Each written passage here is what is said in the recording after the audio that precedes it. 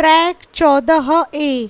इस ट्रैक में पन्ना नंबर 199 से पन्ना नंबर 203 तक अध्याय 14 का रिकॉर्डिंग किया गया है। अध्याय 14 विभाजन को समझना, राजनीति स्मृति अनुभव ब्रैकेट में understanding partition politics memories experiences.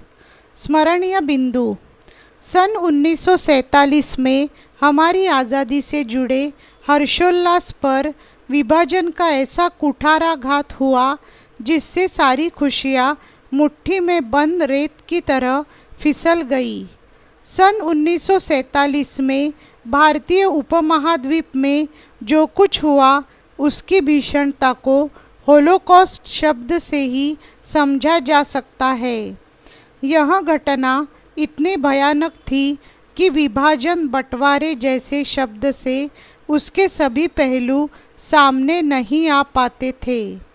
सन 1947-48 में भारतीय उपमहाद्वीप में सफाई का कोई सरकारी अभियान नहीं चला, जबकि नात्सी जर्मनी में नरसंहार के लिए सरकारी तंत्र जिम्मेदार था। हिंदू सन 1923 के बाद तबलीग ब्रैकेट में प्रचार और तंजीम ब्रैकेट में संगठन के विस्तार से उत्तेजित हुए। सन 1937 में प्रांतीय विधान पालिकाओं के गठन के लिए पहली बार चुनाव कराए गए। इन चुनावों में मताधिकार सिर्फ 10 से 12% लोगों को ही प्राप्त था। इन चुनावों में कांग्रेस ने 11 में से 5 प्रांतों में पूर्ण बहुमत प्राप्त किया और 7 प्रांतों में अपनी सरकारें बनाई। सन 1940 तक आरएसएस के पास हिंदू राष्ट्रवाद की विचारधारा के प्रति समर्पित 1 लाख से अधिक कार्यकर्ता थे। उनका विश्वास था कि भारत केवल हिंदुओं का देश है।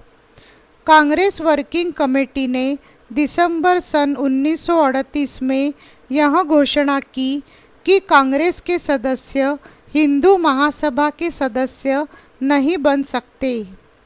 23 मार्च सन 1940 को मुस्लिम लीग ने उपमहाद्वीप के मुस्लिम बहुल प्रदेशों के लिए सीमित स्वायत्तता की मांग करते हुए एक प्रस्ताव प्रस्तुत किया, परंतु इस प्रस्ताव में कहीं भी विभाजन या पाकिस्तान का उल्लेख नहीं था।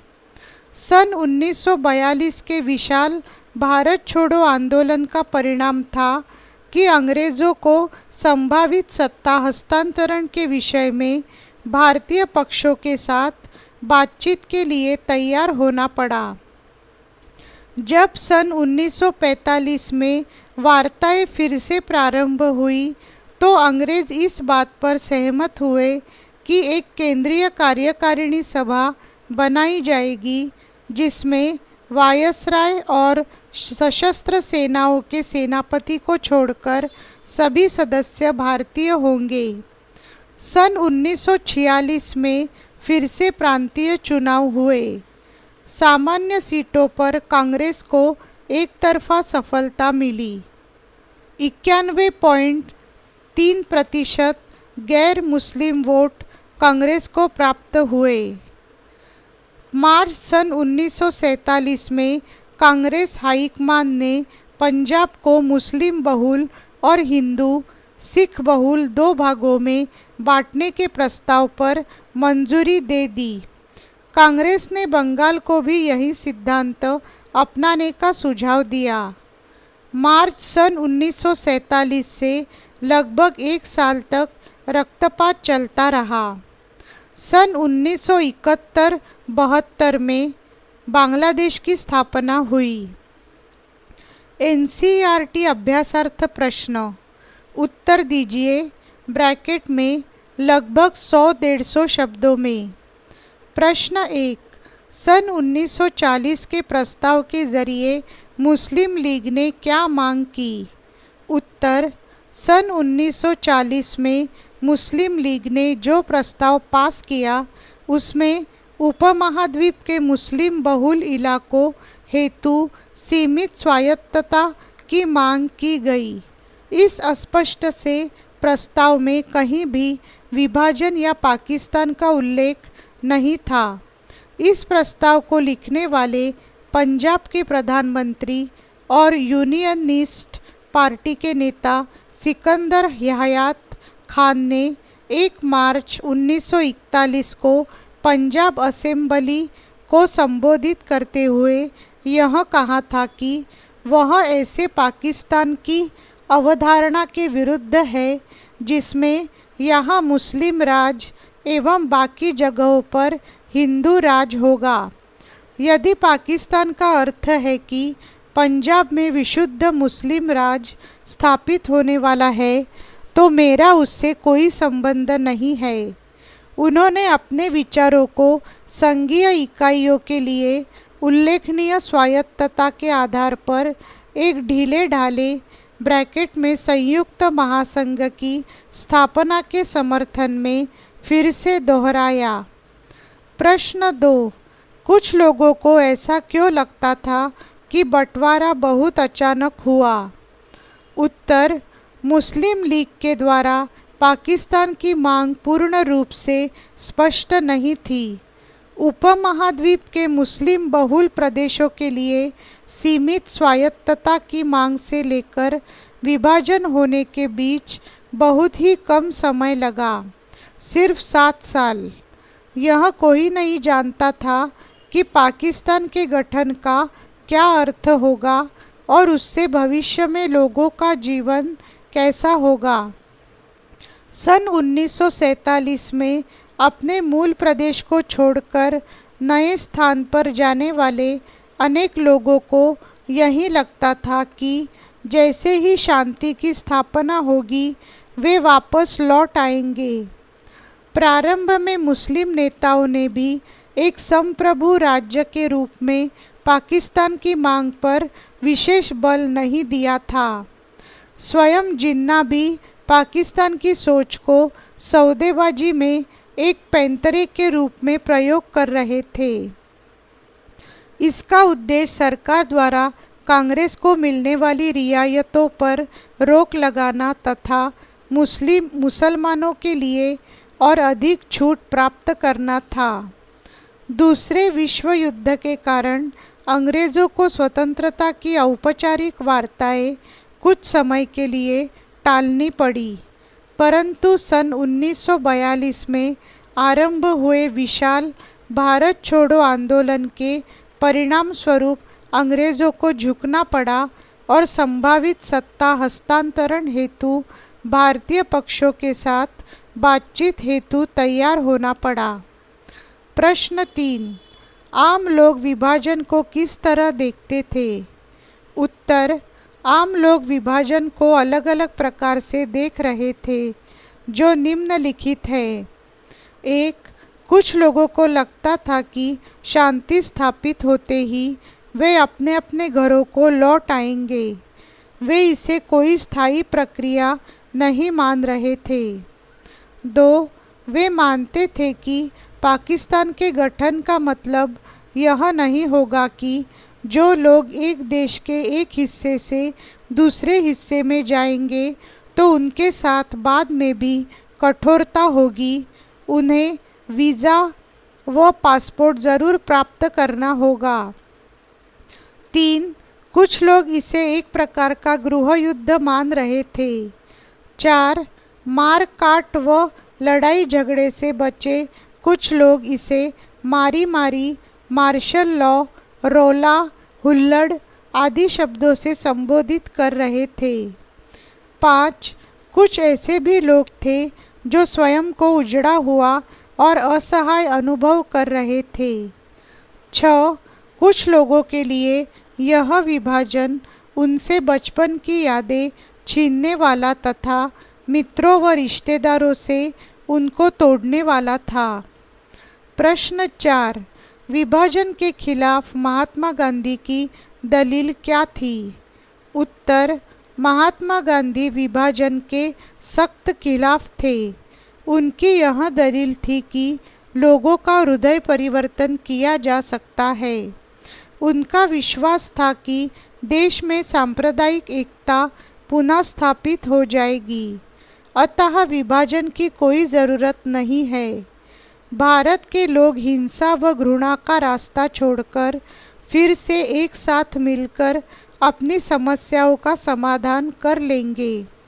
उनके विचार में अहिंसा, शांति, सांप्रदायिक भाईचारे के विचारों को हिंदू और मुसलमान दोनों मानते हैं।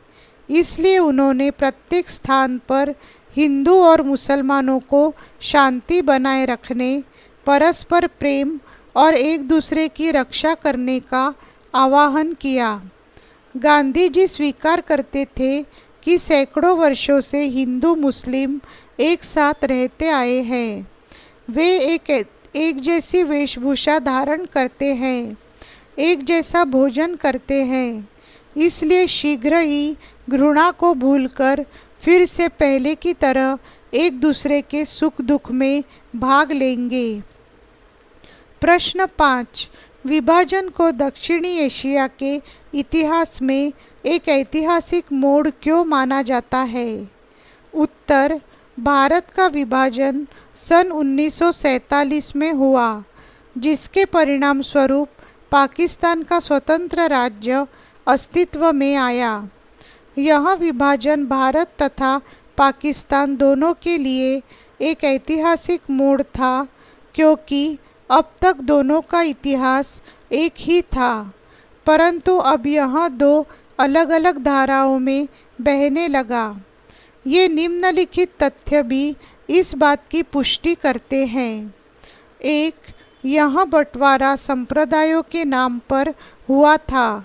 इससे पहले ऐसा बंटवारा कभी नहीं हुआ था। 2, पहली बार दोनों देशों के लोगों की बदली हुई थी। भारत से ज़्यादातर मुसलमान पाकिस्तान चले गए, जबकि पाकिस्तानी प्रदेश में बसे बहुत से हिंदू एवं सिख भारत आ गए। 3, स्वतंत्रता के पश्चात भारत ने धर्मनिरपेक्षता की नीति अपनाई, जबकि पाकिस्तान एक इस्लामी राज्य बन गया। 4, दोनों ओर के कट्टरपंथियों के मन में एक दूसरे के प्रति सदा के लिए जहर भर गया। पाकिस्तान तथा भारत के कट्टरपंथी आज भी समय समय पर एक दूसरे के खिलाफ जहर उगलते रहते हैं। निम्नलिखित पर एक लघु निबंध लिखिए, ब्रैकेट में लगभग 250-300 शब्दों में। प्रश्न 6, ब्रिटिश भारत का विभाजन ब्रैकेट में बंटवारा क्यों किया गया? उत्तर, निम्नलिखित कारणों ने ब्रिटिश भारत के विभाजन में योगदान दिया। 1, ब्रिटिश कूटनीति। अधिकांश विद्वान इतिहासकारों के विचारानुसार भारत विभाजन का सर्वाधिक महत्वपूर्ण कारण था ब्रिटिश कूटनीति। ब्रिटिश प्रशासकों ने प्रारंभ से ही फूट डालो और शासन करो की नीति का अनुसरण किया। भारतीय राष्ट्रीय आंदोलन को कमज़ोर करने के लिए वे मुसलमानों की सांप्रदायिक भावनाओं को उत्तेजित करते रहे। 1905 ईस्वी सन में बंगाल का विभाजन, 1906 ईस्वी सन में मुस्लिम लीग की स्थापना और 1909 ईस्वी सन में सांप्रदायिक चुनाव प्रणाली का प्रारंभ और विस्तार अंग्रेज़ों की फूट डालो और शासन करो की नीति के ज्वलंत उदाहरण थे। ब्रिटिश प्रशासकों की इस नीति से मुसलमानों में सांप्रदायिक भावनाओं का विकास होने लगा। वे अपने हितों की रक्षा के लिए अपने लिए एक पृथक राष्ट्र की मांग करने लगे, जिसकी चरम परिणति पाकिस्तान के निर्माण में हुई। 2, कांग्रेस की लीग के प्रति तुष्टीकरण की नीति। भारतीय राष्ट्रीय कांग्रेस ने लीग के प्रति तुष्टीकरण की नीति अपनाई, जो देश की अखंडता के लिए घातक सिद्ध हुई।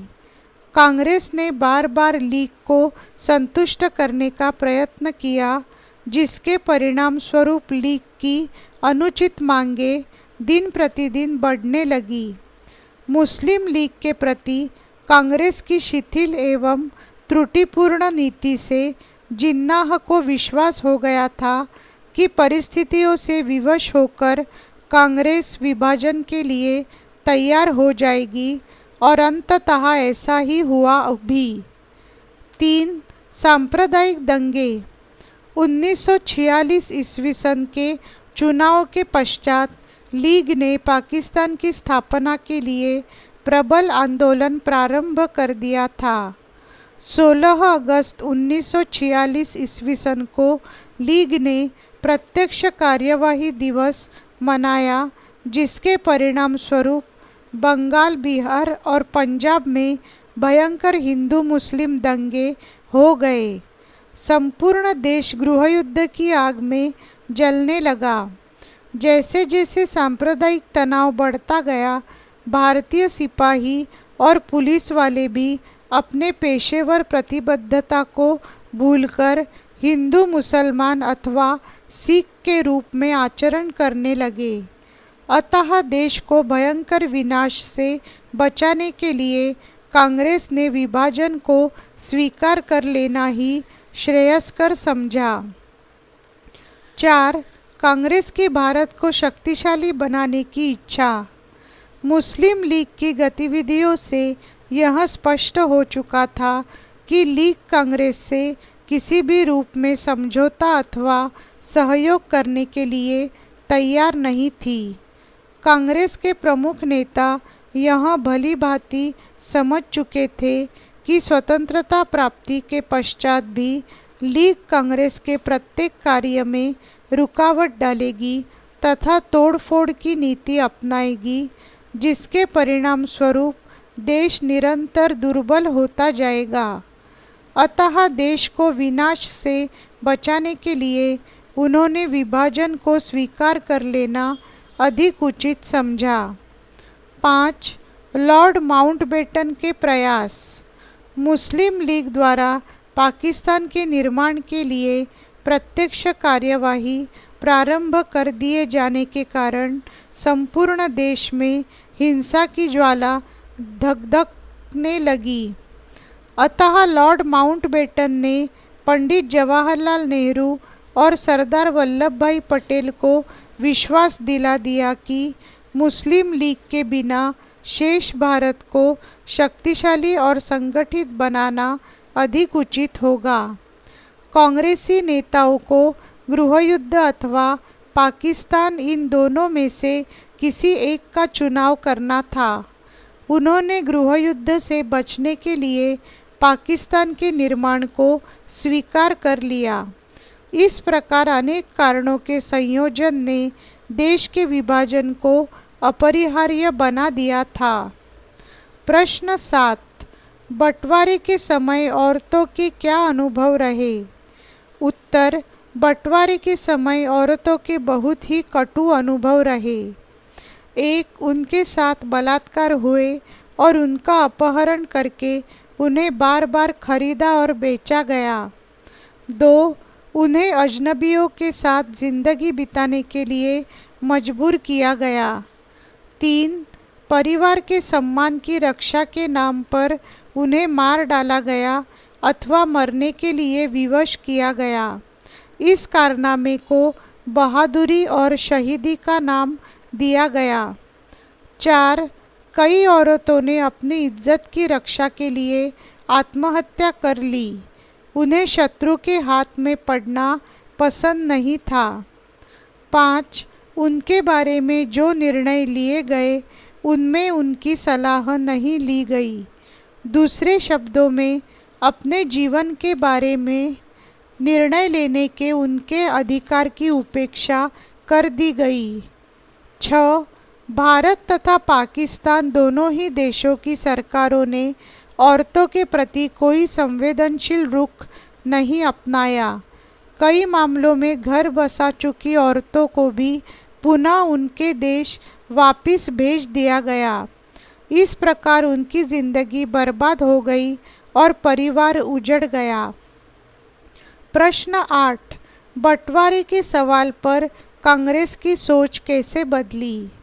उत्तर, कांग्रेस विभाजन के विरुद्ध थी, परंतु मार्च 1947 में कांग्रेस हाईकमान ने पंजाब को मुस्लिम बहुल और हिंदू सिख बहुल दो भागों में बांटने के प्रस्ताव को मंजूरी दे दी। कांग्रेस ने बंगाल के संबंध में भी यही सिद्धांत अपनाने का सुझाव दिया। अंकों के खेल में उलझकर पंजाब के बहुत से सिख और कांग्रेसी नेता भी यह मानने लगे कि अब विभाजन कड़वी सच्चाई बन चुका है, जिसे टाला नहीं जा सकता। उन्हें लगता था कि वे अविभाजित पंजाब में मुसलमानों से घिर जाएंगे और उन्हें मुस्लिम नेताओं की दया पर जीना पड़ेगा। इसलिए वे भी विभाजन के पक्ष में हो गए। बंगाल में भी भद्रलोक बंगाली हिंदुओं का जो वर्ग सत्ता को अपने हाथ में रखना चाहता था, वह यह सोचता था कि विभाजन न होने पर वे मुसलमानों के स्थायी गुलाम बनकर रह जाएंगे। संख्या की दृष्टि से वे कम थे, इसलिए उनको लगता था कि प्रांत के विभाजन से ही उनका राजनीतिक प्रभुत्व बना रह सकता है। प्रश्न 9, मौखिक इतिहास के फायदे नुकसानों की पड़ताल कीजिए। मौखिक इतिहास की पद्धतियों से विभाजन के विषय में हमारी समझ को किस तरह विस्तार मिलता है? उत्तर, मौखिक इतिहास से अभिप्राय लोगों के व्यक्तिगत अनुभवों से है, जो हमें लोगों के साक्षात्कार ब्रैकेट में इंटरव्यू द्वारा प्राप्त होती है। मौखिक इतिहास और विभाजन के बारे में हमारी समझ। मौखिक इतिहास से भारत विभाजन के बारे में हमारी समझ को काफ़ी विस्तार मिला है। सरकारी रिपोर्टों में आंकड़े तो मिल जाते हैं, परंतु लोगों के कष्टों तथा कठिनाइयों का विस्तार से पता नहीं चल पाता। उदाहरण के लिए, सरकारी रिपोर्टों से भारतीय और पाकिस्तानी सरकारों द्वारा बरामद की गई औरतों की अदला बदली की संख्या का तो पता चल जाता है, परंतु उन औरतों पर क्या बीती इसके बारे में तो वही औरतें ही बता सकती है, जिन्हें विभाजन के दौरान कठिनाइयों तथा कष्टों का सामना करना पड़ा। व्यक्तिगत स्मृतियाँ, जो एक तरह से मौखिक स्रोत है, की एक खूबी यह है कि उनसे हमें अनुभव और स्मृतियों को बारीकी में समझने का मौका मिलता है। हमारे देश का विभाजन अगस्त 1947 में हुआ।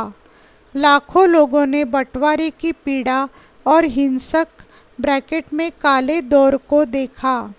उनके लिए केवल संवैधानिक विभाजन या राजनीतिक पार्टियों द्वारा उठाए गए दलगत राजनीतिक मुद्दे का मामला नहीं था।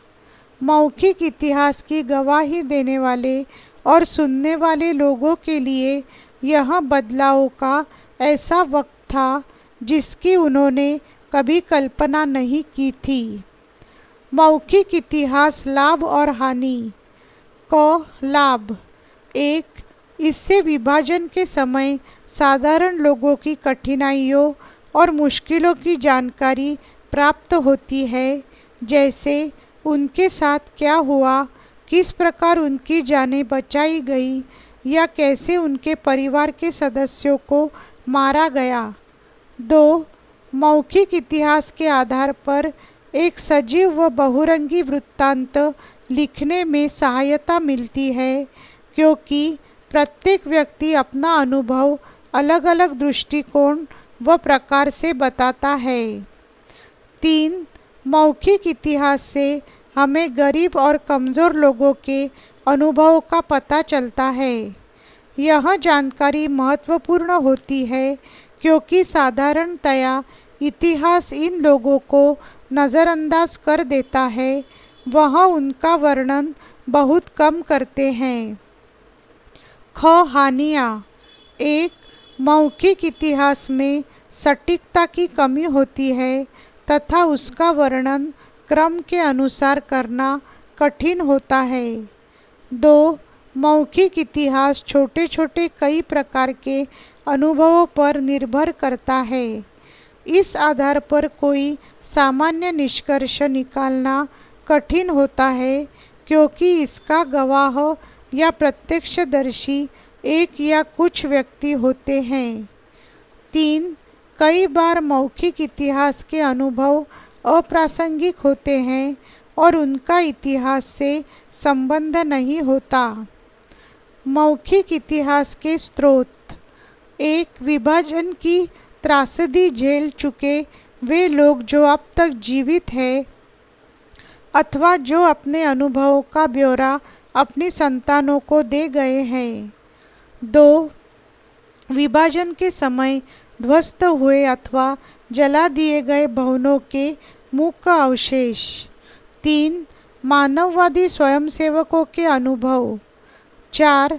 शरणार्थी के रूप में भारत से पाकिस्तान गए तथा पाकिस्तान से भारत आए लोगों की आप बीती। परीक्षोपयोगी अन्य महत्वपूर्ण प्रश्न: वस्तुनिष्ठ प्रश्न। प्रश्न 1.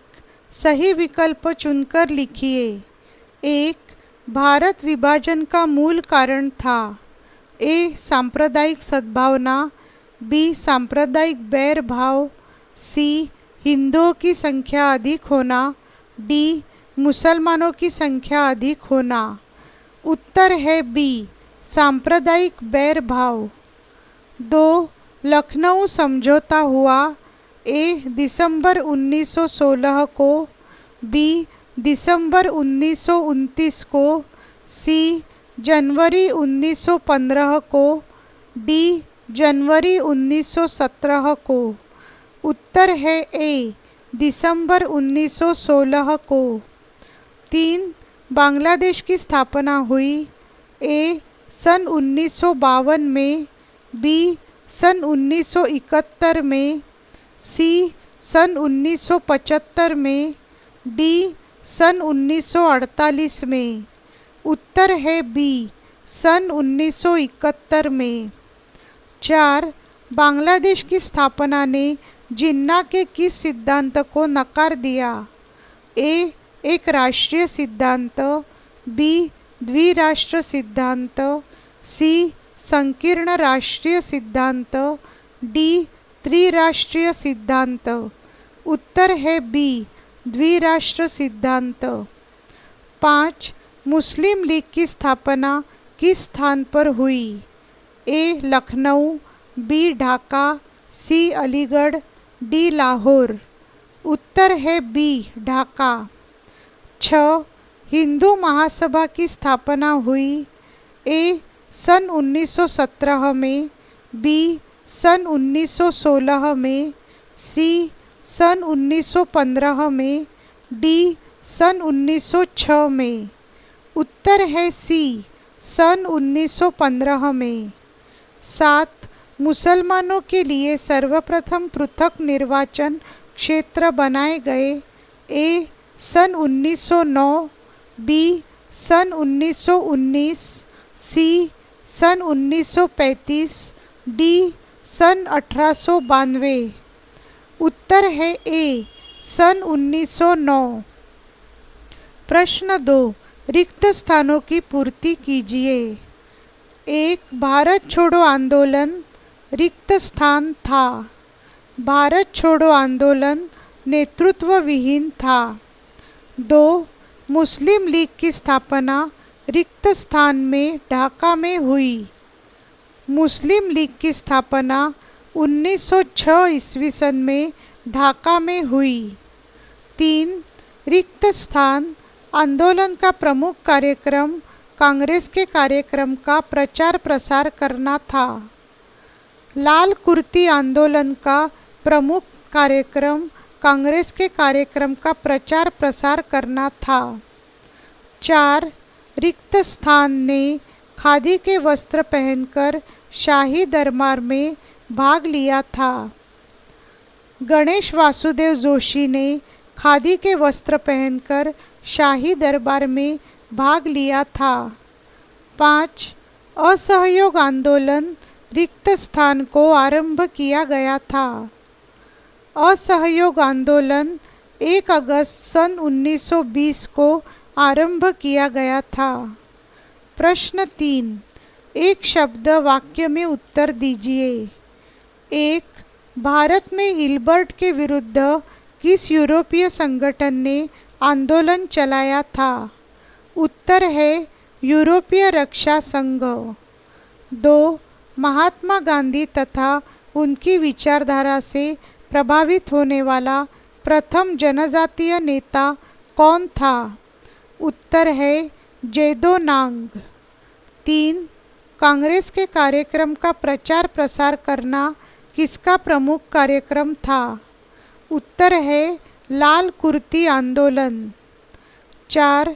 किस योजना को 3 जून की योजना के नाम से जाना जाता है?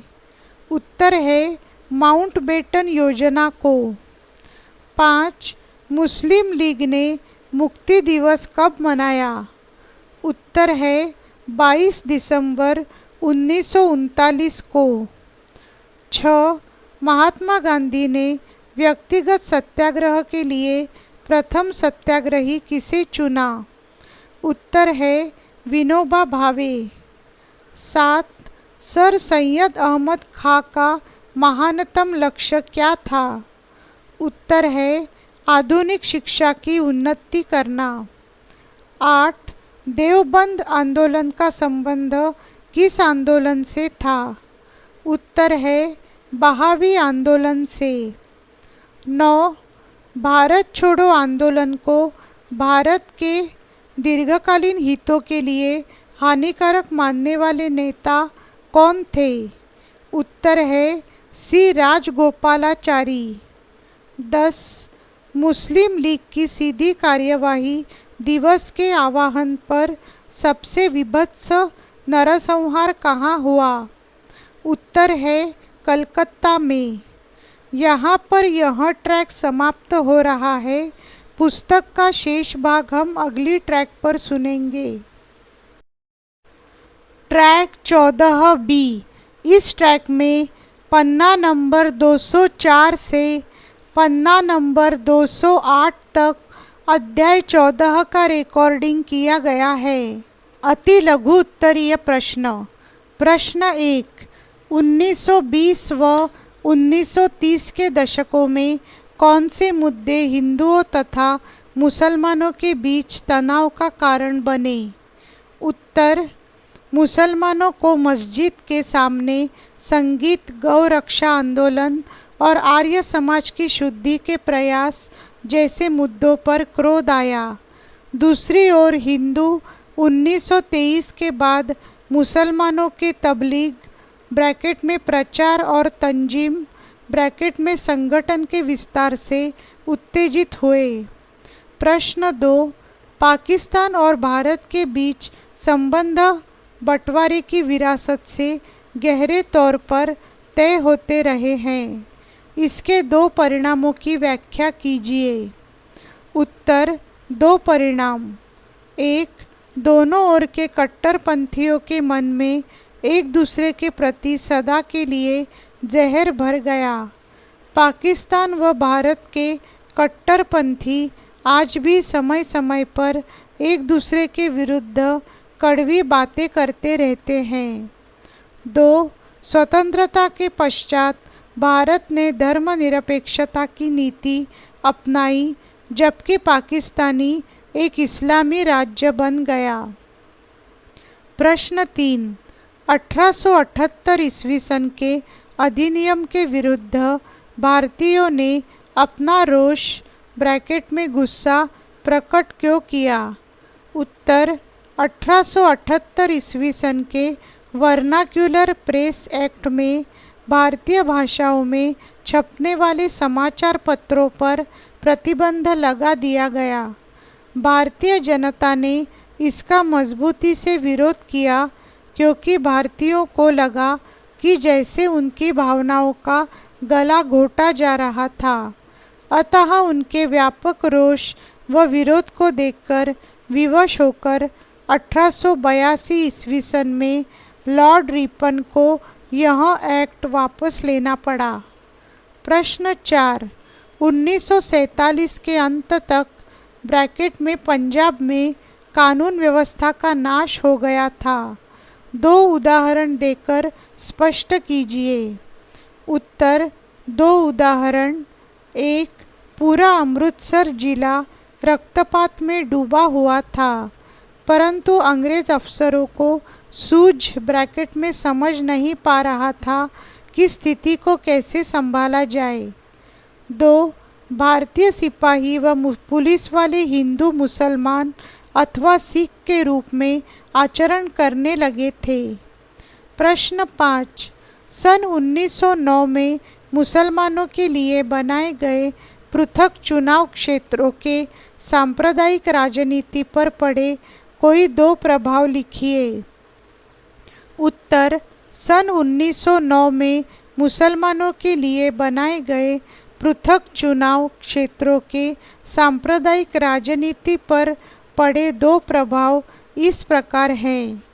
1, पृथक चुनाव क्षेत्रों के कारण मुसलमान विशेष चुनाव क्षेत्रों से अपने प्रतिनिधि चुन सकते थे। 2, इस व्यवस्था से राजनेता सांप्रदायिक नारे लगाकर अपना पक्ष मजबूत बनाने लगे। प्रश्न 6, संयुक्त प्रांत में कांग्रेस पार्टी ने मुस्लिम लीग के गठबंधन सरकार बनाने के प्रस्ताव को स्वीकार क्यों नहीं किया? 2 कारण लिखिए। उत्तर, 2 कारण। 1, संयुक्त प्रांत में कांग्रेस को संपूर्ण बहुमत प्राप्त था। 2, मुस्लिम लीग जमींदारी प्रथा का समर्थन कर रही थी, जबकि कांग्रेस इसे समाप्त करना चाहती थी। प्रश्न 7, अंतर्राष्ट्रीय घटनाओं ने किस प्रकार भारतीय राष्ट्रवाद को प्रोत्साहन दिया? 2 उदाहरण द्वारा स्पष्ट कीजिए।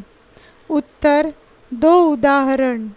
1, भारत का राष्ट्रवादी आंदोलन इस बात से भी प्रभावित हुआ कि एशिया और दूसरे भागों में भी विश्व युद्ध के बाद राष्ट्रवादी आंदोलन सक्रिय हो रहे थे। 2, रूसी क्रांति के प्रभाव से भी राष्ट्रवादी आंदोलन को बहुत बल मिला। इस प्रकार जनता को लगा कि यदि निहत्थे किसान और मजदूर अपने यहाँ के अत्याचारियों के विरुद्ध क्रांति कर सकते हैं, तो गुलाम राज्यों की जनता भी अपनी स्वतंत्रता के लिए लड़ सकती है। प्रश्न 8, मुस्लिम लीग ने क्रिप्स प्रस्तावों को स्वीकार क्यों नहीं किया? उत्तर, मुस्लिम लीग ने क्रिप्स मिशन प्रस्तावों को इसलिए ठुकरा दिया क्योंकि लीग की प्रमुख मांग पाकिस्तान के निर्माण का कहीं जिक्र नहीं था। प्रश्न 9, उर्दू कवि मोहम्मद इकबाल का उत्तर पश्चिमी मुस्लिम राज्य से क्या आशय था? उत्तर, सन 1930 में मुस्लिम लीग के अधिवेशन में अध्यक्षीय भाषण देते हुए मोहम्मद इकबाल ने एक उत्तर पश्चिमी भारतीय मुस्लिम राज्य की आवश्यकता पर बल दिया था, परंतु उस भाषण में इकबाल एक नए देश के उदय पर नहीं बल्कि पश्चिमोत्तर भारत में मुस्लिम बहुल क्षेत्रों को भारतीय संघ के अंदर एक स्वायत्त इकाई की स्थापना पर जोर दे रहे थे। प्रश्न 10, अंग्रेजी शिक्षा भारतवासियों के लिए किस प्रकार से एक छिपा हुआ वरदान साबित हुई? उत्तर, अंग्रेजी शिक्षा भारतवासियों के लिए निम्नलिखित प्रकार से एक छिपा हुआ वरदान साबित हुई। 1, अंग्रेजी भाषा ने भारतीयों के लिए नए साहित्य, गणित, विज्ञान और तकनीकी विषयों से संबंधित पुस्तकों एवं ज्ञान के द्वार खोल दिए।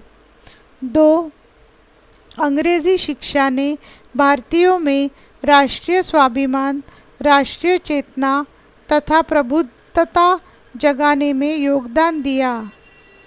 प्रश्न 11, कैबिनेट मिशन को भारत में कब और क्यों भेजा गया? उत्तर, कैबिनेट मिशन को मार्च 1946 में निम्नलिखित उद्देश्यों से भारत भेजा गया। 1. मुस्लिम लीग की पाकिस्तान की मांग का अध्ययन करने के लिए। 2. भारत के लिए एक उचित रूपरेखा सुझाने के लिए। प्रश्न 12, विभाजन के दौर में स्त्रियों की इज्जत की रक्षा के लिए क्या किया गया? कोई 2 बिंदु लिखिए। उत्तर, विभाजन के दौर में स्त्रियों की इज्जत की रक्षा के लिए निम्न कार्य किए गए। 1. अनेक स्त्रियों ने अपने सम्मान की रक्षा के लिए आत्महत्या कर ली। 2. कई लोगों ने अपने परिवार की स्त्रियों को शत्रु के हाथ पड़ने से पहले स्वयं ही मार डाला। प्रश्न 13, सन 1945 में सत्ता हस्तांतरण की वार्ता जिन्ना की किन 2 मांगों के कारण टूट गई? उत्तर, सन 1945 में सत्ता हस्तांतरण की वार्ता जिन्ना की निम्न 2 मांगों के कारण टूट गई। 1. जिन्ना का कहना था कि प्रस्तावित कार्यकारिणी सभा के लिए मुस्लिम सदस्यों के चुनाव का अधिकार सिर्फ मुस्लिम लीग को ही दिया जाए। 2.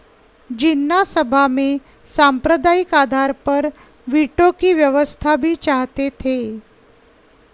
प्रश्न 14, जिन्ना का द्विराष्ट्र सिद्धांत क्या था?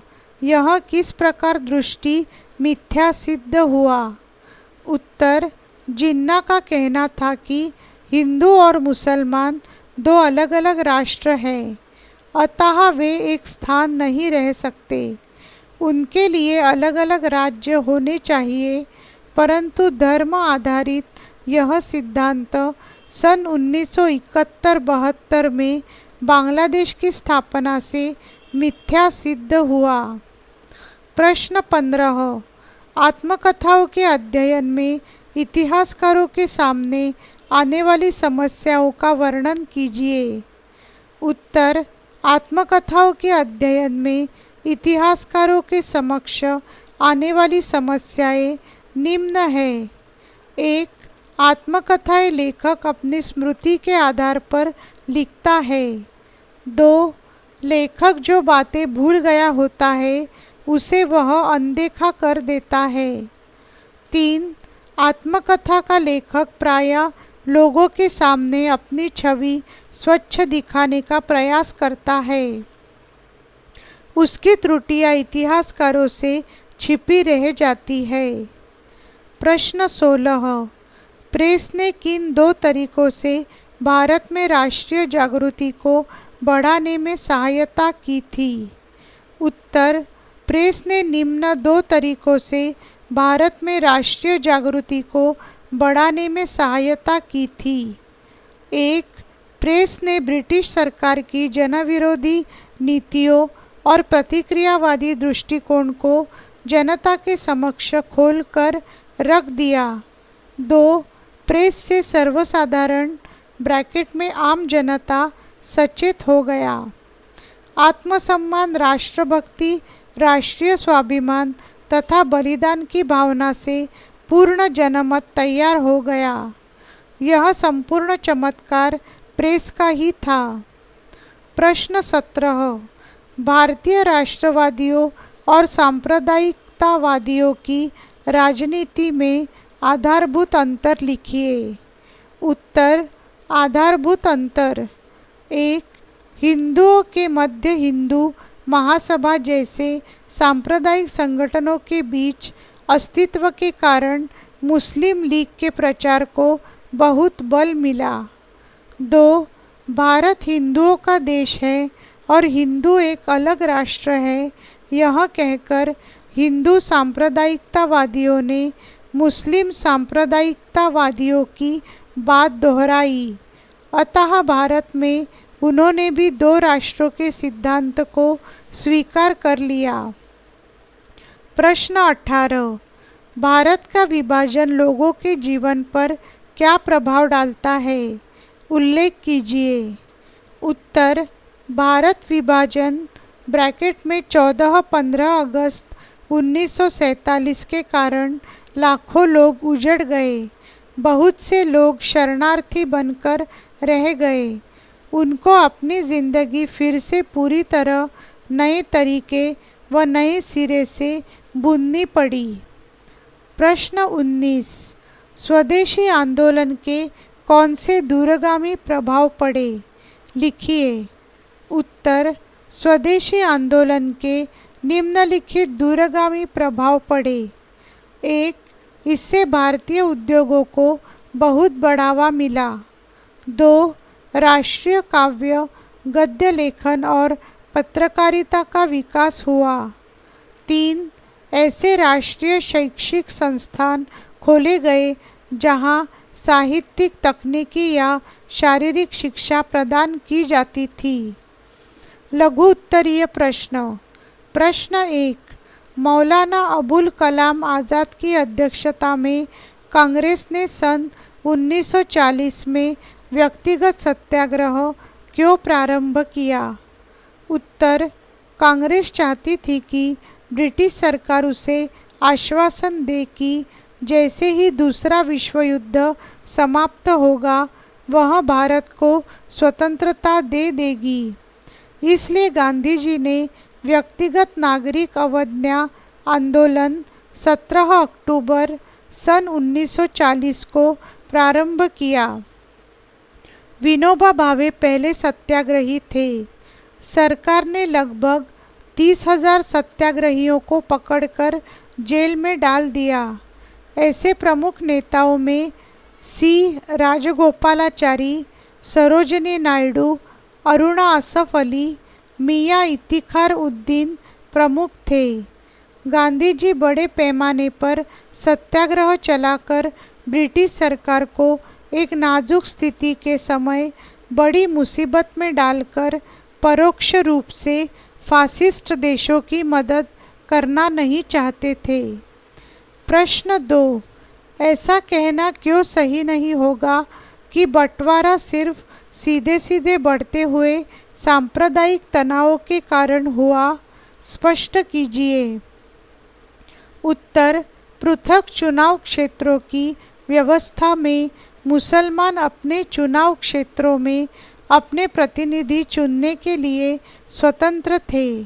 इस व्यवस्था में राजनीतिज्ञों को यह लालच रहता था कि वे सामुदायिक नगरों का प्रयोग करें और अपने धार्मिक समुदाय के व्यक्तियों को लाभ पहुँचाए। इस प्रकार आधुनिक राजनैतिक व्यवस्था में धार्मिक अस्मिताओं का सक्रिय प्रयोग होने लगा। चुनावी राजनीति इन अस्मिताओं को बहुत मजबूत तथा गहरा बनाने लगी। अब धार्मिक अस्मिताएं समुदायों के बीच बढ़ रहे इन विरोधों का कारण बन गई। यद्यपि भारतीय राजनीति पर पृथक चुनाव क्षेत्रों एवं सांप्रदायिक तनावों का बहुत प्रभाव पड़ा, तो भी हमें यह नहीं मानना चाहिए कि बंटवारा इन्हीं की देन है और इन्होंने बंटवारा कराया। प्रश्न 3, मुस्लिम लीग ने पाकिस्तान की मांग को अमलीजामा पहनाने के लिए ब्रैकेट में प्रत्यक्ष कार्यवाही क्या फैसला किया? संक्षेप में लिखिए। उत्तर, 1906 ईस्वी सन में मुसलमानों ने मुस्लिम लीग नामक संस्था की स्थापना भी कर ली। फलस्वरूप हिंदी मुस्लिम भेदभाव बढ़ने लगा। मुस्लिम लीग ने मुस्लिम समाज में सांप्रदायिकता फैलाना प्रारंभ कर दिया।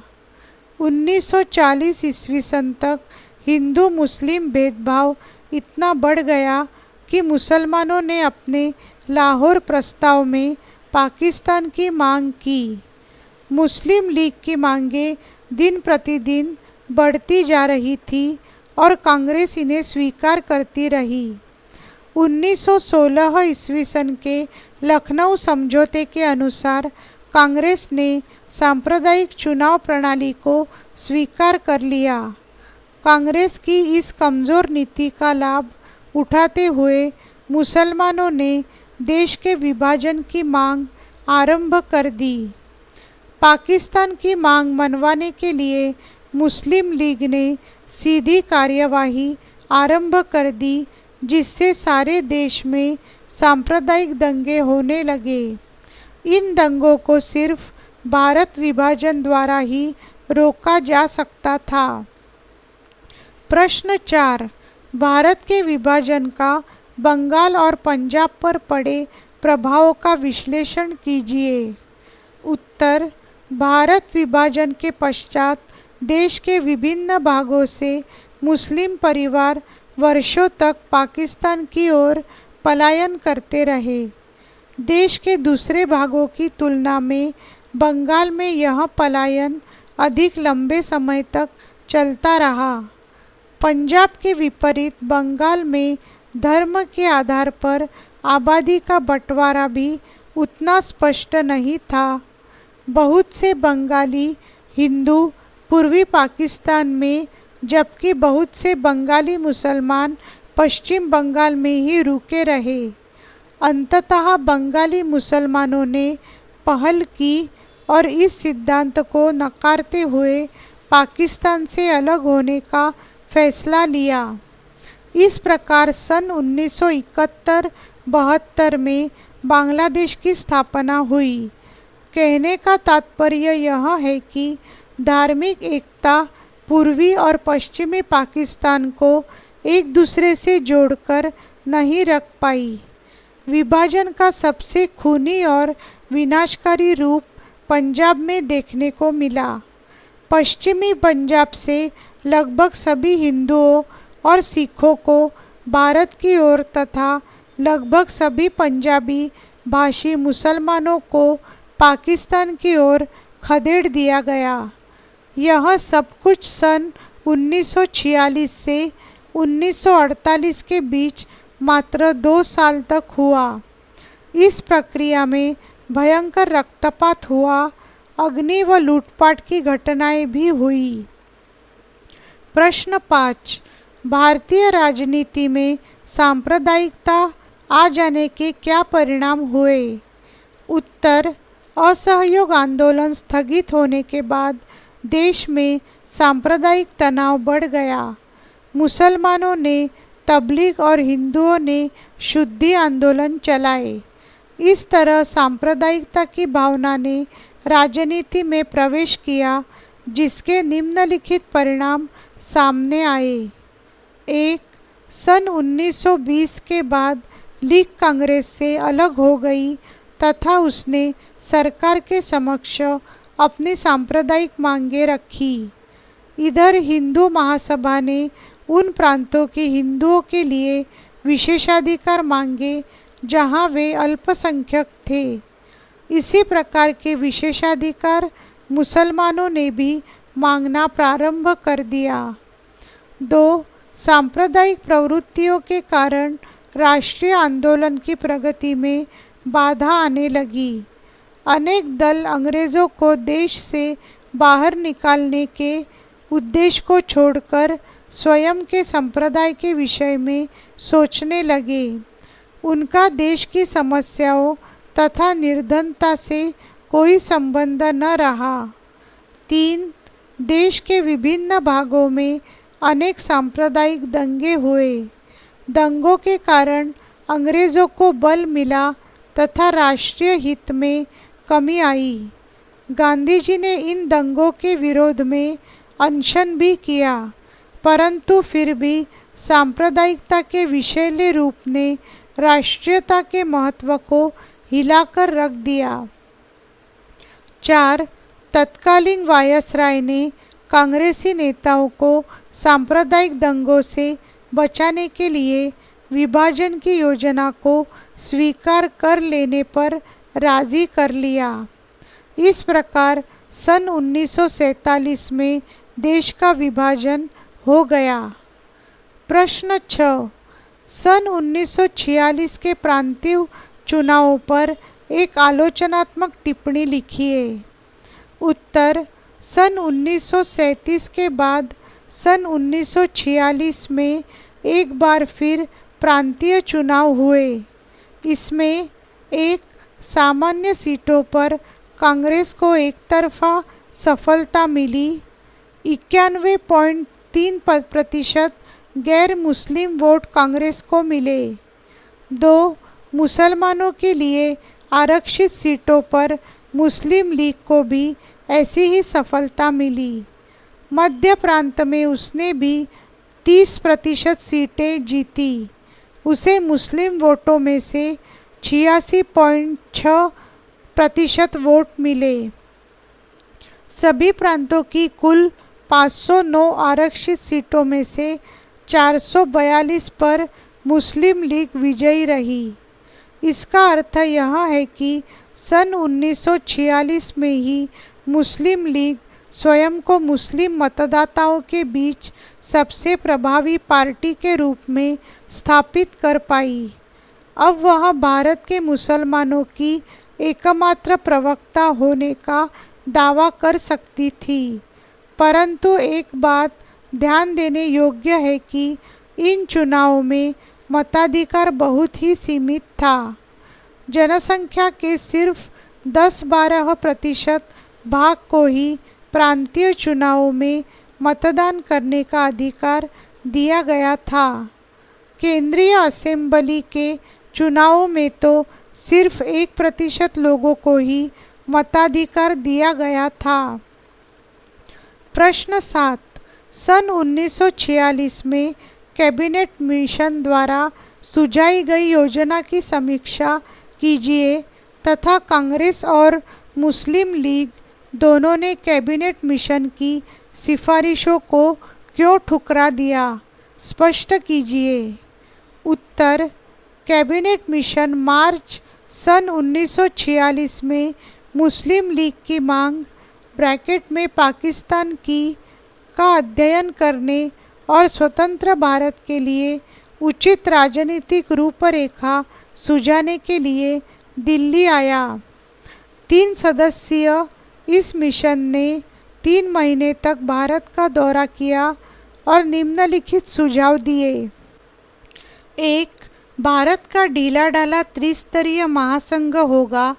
इससे भारत एकीकृत ही रहने वाला था, परंतु उसकी केंद्रीय सरकार बहुत कमज़ोर होती, जिसके पास सिर्फ विदेश, रक्षा और संचार का जिम्मा भी होता। 2.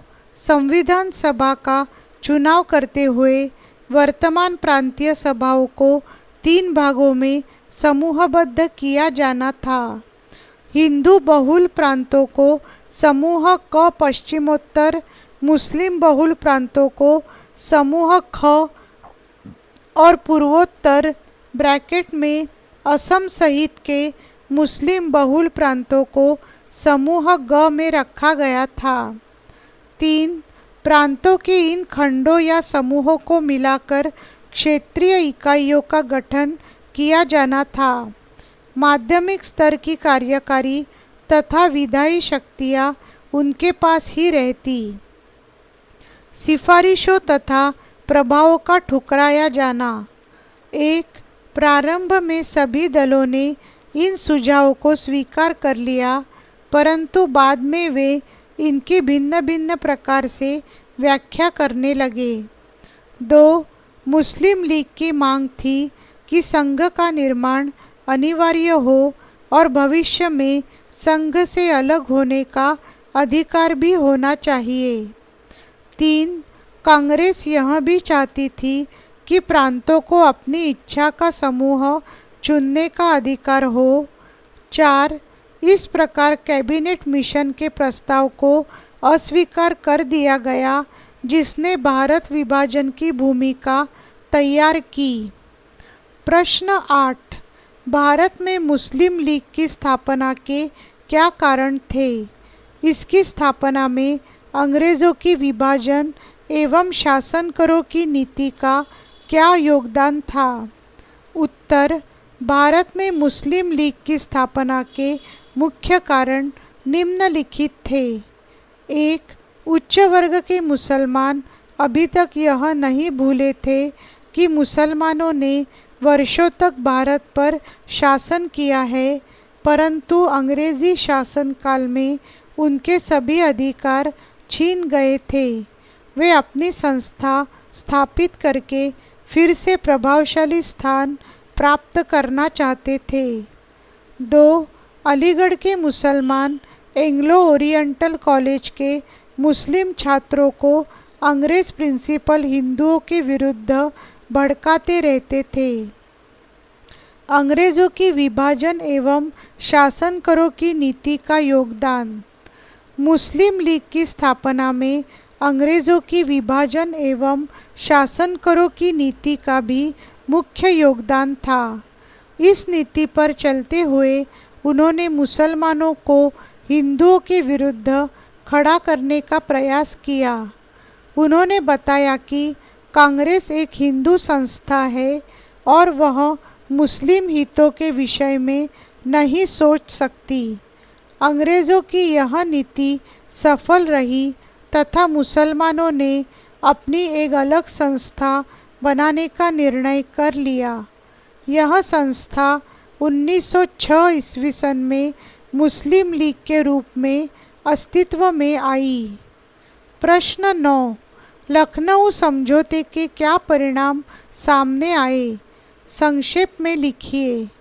उत्तर: सन 1916 का लखनऊ समझौता राष्ट्रीय दृष्टि से बहुत महत्वपूर्ण था। इसके परिणाम स्वरूप नरमपंथी दल तथा गरमपंथी दल फिर से एक हो गए। ब्रैकेट में ये दल सन 1907 में एक दूसरे से अलग हो गए थे। इससे भी महत्वपूर्ण बात थी कांग्रेस और मुस्लिम लीग में एकता की स्थापना। इस समझौते के अनुसार कांग्रेस व लीग ने अपनी कुछ मांगें मिलकर प्रस्तुत करने का निर्णय लिया। ये प्रमुख मांगें थी: 1. विधायी परिषदों में अधिकांश सदस्य निर्वाचित होने चाहिए। 2. इन परिषदों को पहले से अधिक शक्तियाँ दी जाए। 3. वायसराय की कार्यकारिणी में आधे सदस्य भारतीय हो। प्रश्न 10. 20वीं शताब्दी के प्रारंभिक काल में सांप्रदायिक अस्मिताएं राजनीतिक कारणों के अतिरिक्त किन कारणों से पक्की हुई? स्पष्ट कीजिए। उत्तर: 20वीं शताब्दी के प्रारंभिक काल में राजनीतिक कारणों के अतिरिक्त अन्य कई कारणों से सांप्रदायिक अस्मिताएं पक्की हुई। 1. सन 1920 और 1930 के दशकों में कई घटनाएं के कारण तनाव उभरे। मुसलमानों की मस्जिद के सामने संगीत, गौरक्षा आंदोलन और आर्य समाज की शुद्धि प्रणाली ब्रैकेट में अर्थात नव मुसलमानों को फिर से हिंदू बनाना पर क्रोध आया। 2. दूसरी ओर हिंदू सन 1923 के बाद तबलीग ब्रैकेट में प्रचार और तंजी ब्रैकेट में संगठन के विस्तार से उत्तेजित हुए। 3. जैसे जैसे मध्यम वर्गीय प्रचारक और सांप्रदायिक कार्यकर्ता अपने अपने समुदायों के लोगों को दूसरे समुदायों के विरुद्ध भड़काते हुए एकजुटता बनाने लगे, वैसे वैसे देश के विभिन्न भागों में दंगे फैलते गए। फिर भी यह कहना उचित नहीं होगा कि बंटवारा केवल बढ़ते हुए सांप्रदायिक तनाव के कारण हुआ। यहाँ पर यह ट्रैक समाप्त हो रहा है। पुस्तक का शेष भाग हम अगली ट्रैक पर सुनेंगे। Track 14C। इस ट्रैक में पन्ना नंबर 208 से पन्ना नंबर 213 तक अध्याय 14 का रिकॉर्डिंग किया गया है। प्रश्न 11। मार्च सन 1947 के बाद की उथल पुथल के बीच गांधी जी के द्वारा लोगों में सांप्रदायिक सद्भावना बहाल करने के प्रयत्न रंग लाने लगे। इस कथन की पुष्टि कीजिए। उत्तर: कथन की पुष्टि। एक, मार्च सन 1947 से लगभग एक साल तक रक्तपात चलता रहा। इसका एक कारण यह था कि शासन की संस्थाएं बिखर चुकी थी। साल के अंत तक शासन तंत्र पूरी तरह नष्ट हो चुका था। पूरा अमृतसर जिला रक्तपात में डूबा हुआ था। अंग्रेज अफसरों को सूझ नहीं रहा था कि स्थिति को कैसे संभाला जाए। 2. भारतीय सिपाही और पुलिस वाले भी हिंदू, मुसलमान या सिख के रूप में आचरण करने लगे थे। इससे सांप्रदायिक तनाव और अधिक बढ़ गया। 3. सांप्रदायिक सद्भाव बहाल करने के लिए गांधी जी आगे आए और उनके प्रयत्न रंग लाने लगे। वे पूर्वी बंगाल के नोआखली ब्रैकेट में वर्तमान बांग्लादेश से बिहार के गांवों में और उसके बाद कलकत्ता और दिल्ली के दंगाग्रस्त प्रदेशों की यात्रा पर निकल पड़े। उनका प्रयास था कि कोई रक्तपात न हो। हर जगह उन्होंने अल्पसंख्यक समुदाय, हिंदू अथवा मुसलमानों को दिलासा दी। प्रश्न 12। निजी पत्रों और आत्मकथाओं से किसी व्यक्ति के विषय में क्या पता चलता है? ये स्रोत सरकारी ब्यूरो से किस तरह भिन्न होते हैं? उत्तर, निजी पत्रों तथा आत्मकथाओं से किसी व्यक्ति के बारे में केवल उन्हीं तथ्यों का पता चलता है जो वह उजागर करना चाहता है। यह भी संभव है कि वे तथ्य सत्य भी न हो। इसके अतिरिक्त हम उन तथ्यों के बारे में भी नहीं जान पाते जिन्हें लेखक छिपाना चाहता है। फिर भी ये स्रोत सरकारी ब्यूरो से 2 प्रकार से भिन्न है। एक, इनकी भाषा इस बात से निश्चित होती है कि एक दिन इन्हें प्रकाशित कर दिया जाएगा। इसके विपरीत सरकारी ब्यूरो की भाषा सरकार द्वारा निश्चित होती है। ये ब्यौरे गोपनीय भी होते थे जिन्हें कोई नहीं देख सकता था। 2. निजी पत्रों में प्रायः यह बताया जाता है कि जनता की कठिनाइयों के लिए सरकार कहाँ जिम्मेदार है। दूसरी ओर सरकारी ब्यौरे किसी घटना अथवा दंगे आदि के लिए लोगों तथा उनके नेताओं को ही जिम्मेदार ठहराते थे। सरकार अपने ऊपर किसी भी प्रकार का कोई दोष नहीं लेती थी। प्रश्न 13। पाकिस्तान की स्थापना की मांग ने किस प्रकार धीरे धीरे ठोस रूप ले लिया, स्पष्ट कीजिए। उत्तर, 23 मार्च सन 1940 को मुस्लिम लीग ने उपमहाद्वीप के मुस्लिम बहुल प्रदेशों के लिए सीमित स्वायत्तता की मांग करते हुए एक प्रस्ताव प्रस्तुत किया, परंतु इस प्रस्ताव में कहीं भी विभाजन या पाकिस्तान का उल्लेख नहीं था।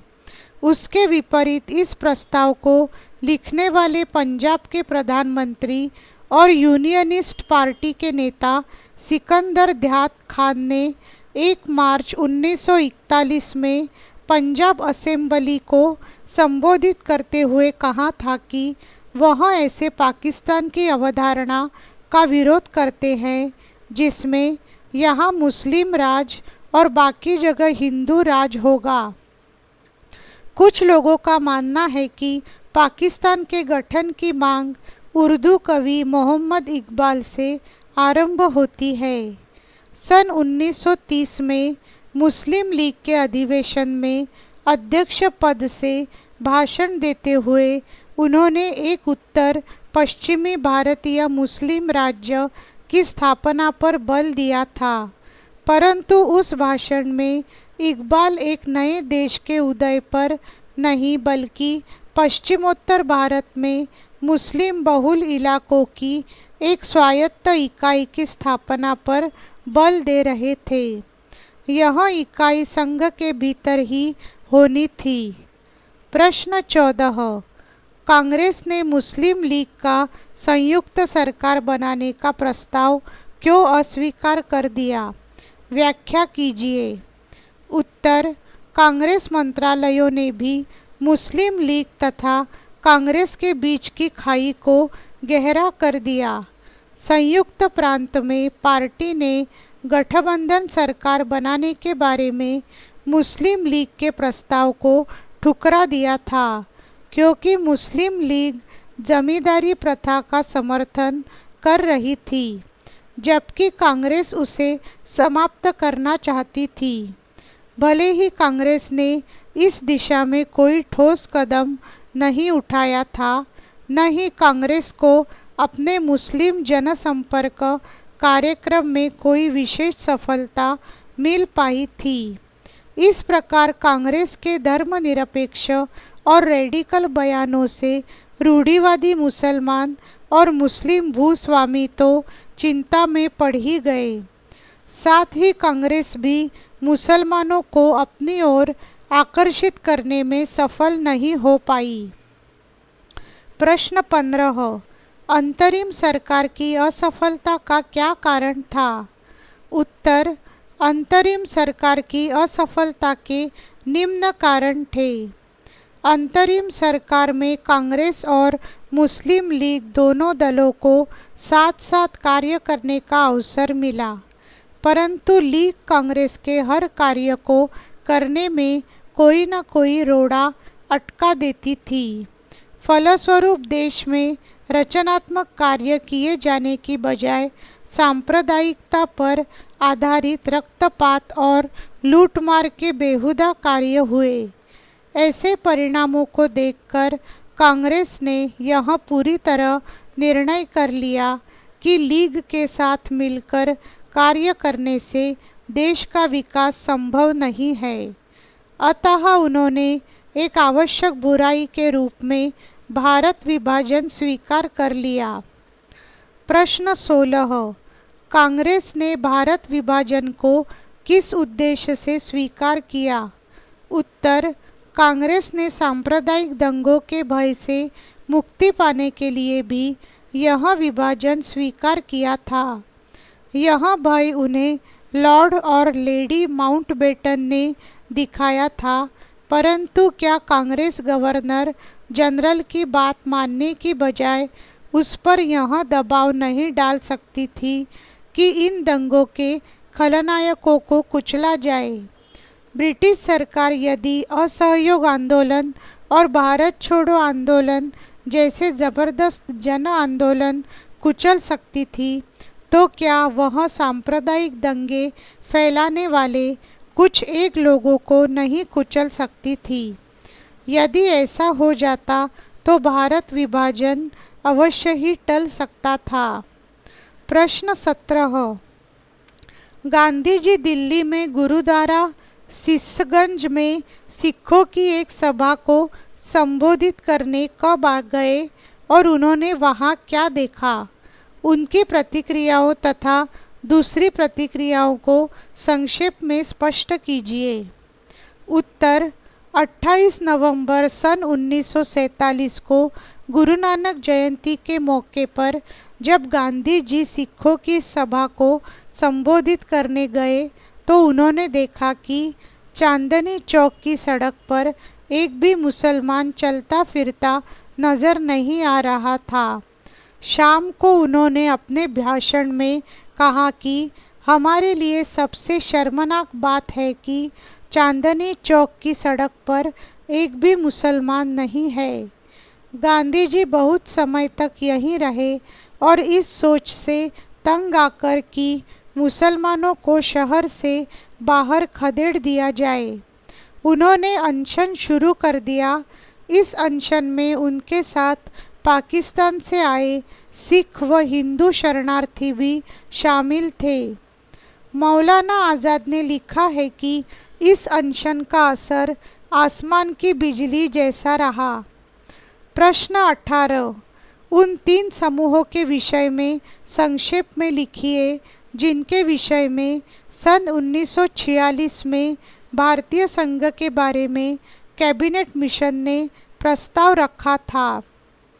उत्तर, 1, मानचित्र में सन 1941 के जनगणना के आधार पर मुस्लिम बहुल अर्थात यहाँ मुसलमानों की संख्या बहुत अधिक थी, अर्थात पश्चिमी पंजाब और पूर्वी बंगाल तथा सिंध ऐसे क्षेत्र माने गए। 2. सन 1941 में वे सभी क्षेत्र जहाँ बड़ी संख्या में हिंदू रहते थे, भारत में माने गए।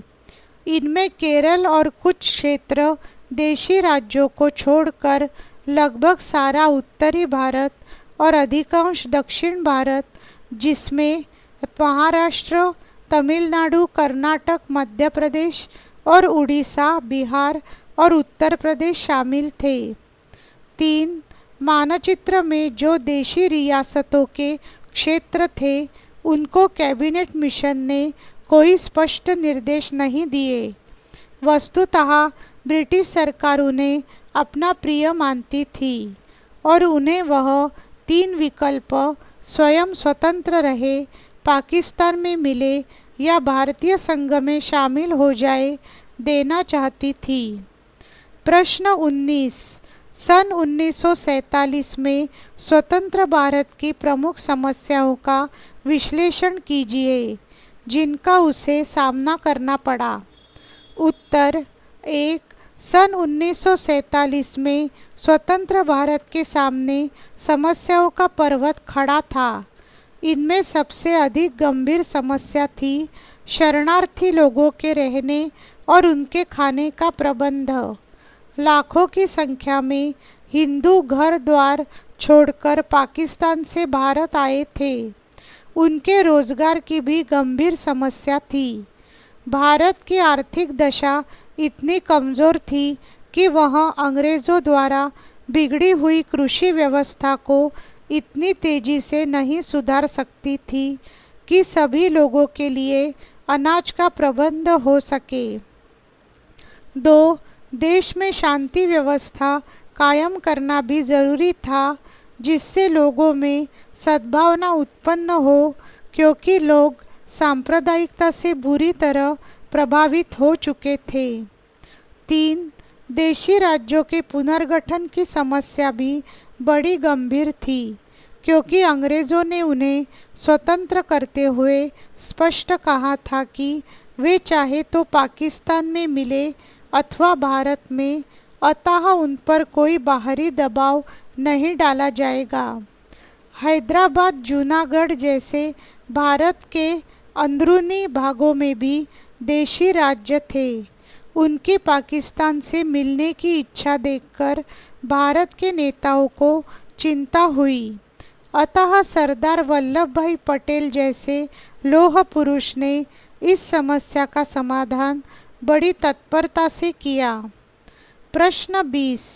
देश के विभाजन का दर्द एक पल के लिए यदि हम मन मस्तिष्क से दूर कर दे तो हम कह सकते हैं कि भारत का राष्ट्रीय आंदोलन एक शानदार संघ था। इस संघर्ष की 4 विशेषताएं लिखिए। उत्तर 1. इस संघर्ष के रूप में भारत की जनता ने विश्व की सबसे बड़ी शक्ति को चुनौती दी और उससे अपने आप को स्वतंत्र करा लिया। यह संघर्ष विभिन्न धर्मों, क्षेत्रों तथा भाषाओं के करोड़ों लोगों को एक दूसरे के समीप ले आया। भारत की जनता के बीच जैसी एकता इस संघर्ष ने पैदा की, वैसी पहले कभी नहीं हुई थी। 2. महात्मा गांधी, जवाहरलाल नेहरू, सरदार पटेल और मौलाना आज़ाद जैसे महान नेताओं के नेतृत्व में एकता स्थापित हुई। साम्राज्यवादी शक्तियों का भारतीयों द्वारा डटकर मुकाबला किया गया। 3. यह एक शांतिपूर्ण एवं अहिंसक संघर्ष था। जिस प्रकार स्वतंत्रता प्रेमी जनगणों ने हमारे संघर्ष का समर्थन किया, उसी प्रकार हमने भी हर देश की स्वतंत्रता के उद्देश्य का समर्थन किया। 4. लोकतंत्र और समानता के आधार पर समाज का पुनर्निर्माण करने का लक्ष्य राष्ट्रीय आंदोलन की एक और प्रमुख विशेषता रही है।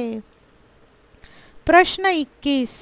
बंगाल में पलायन अधिक लंबे समय तक कैसे चलता रहा, स्पष्ट कीजिए। उत्तर, पश्चिमी पंजाब से हिंदू और सिखों की लगभग पूरी आबादी सन 1946 से 1948 के बीच भारत चली गई।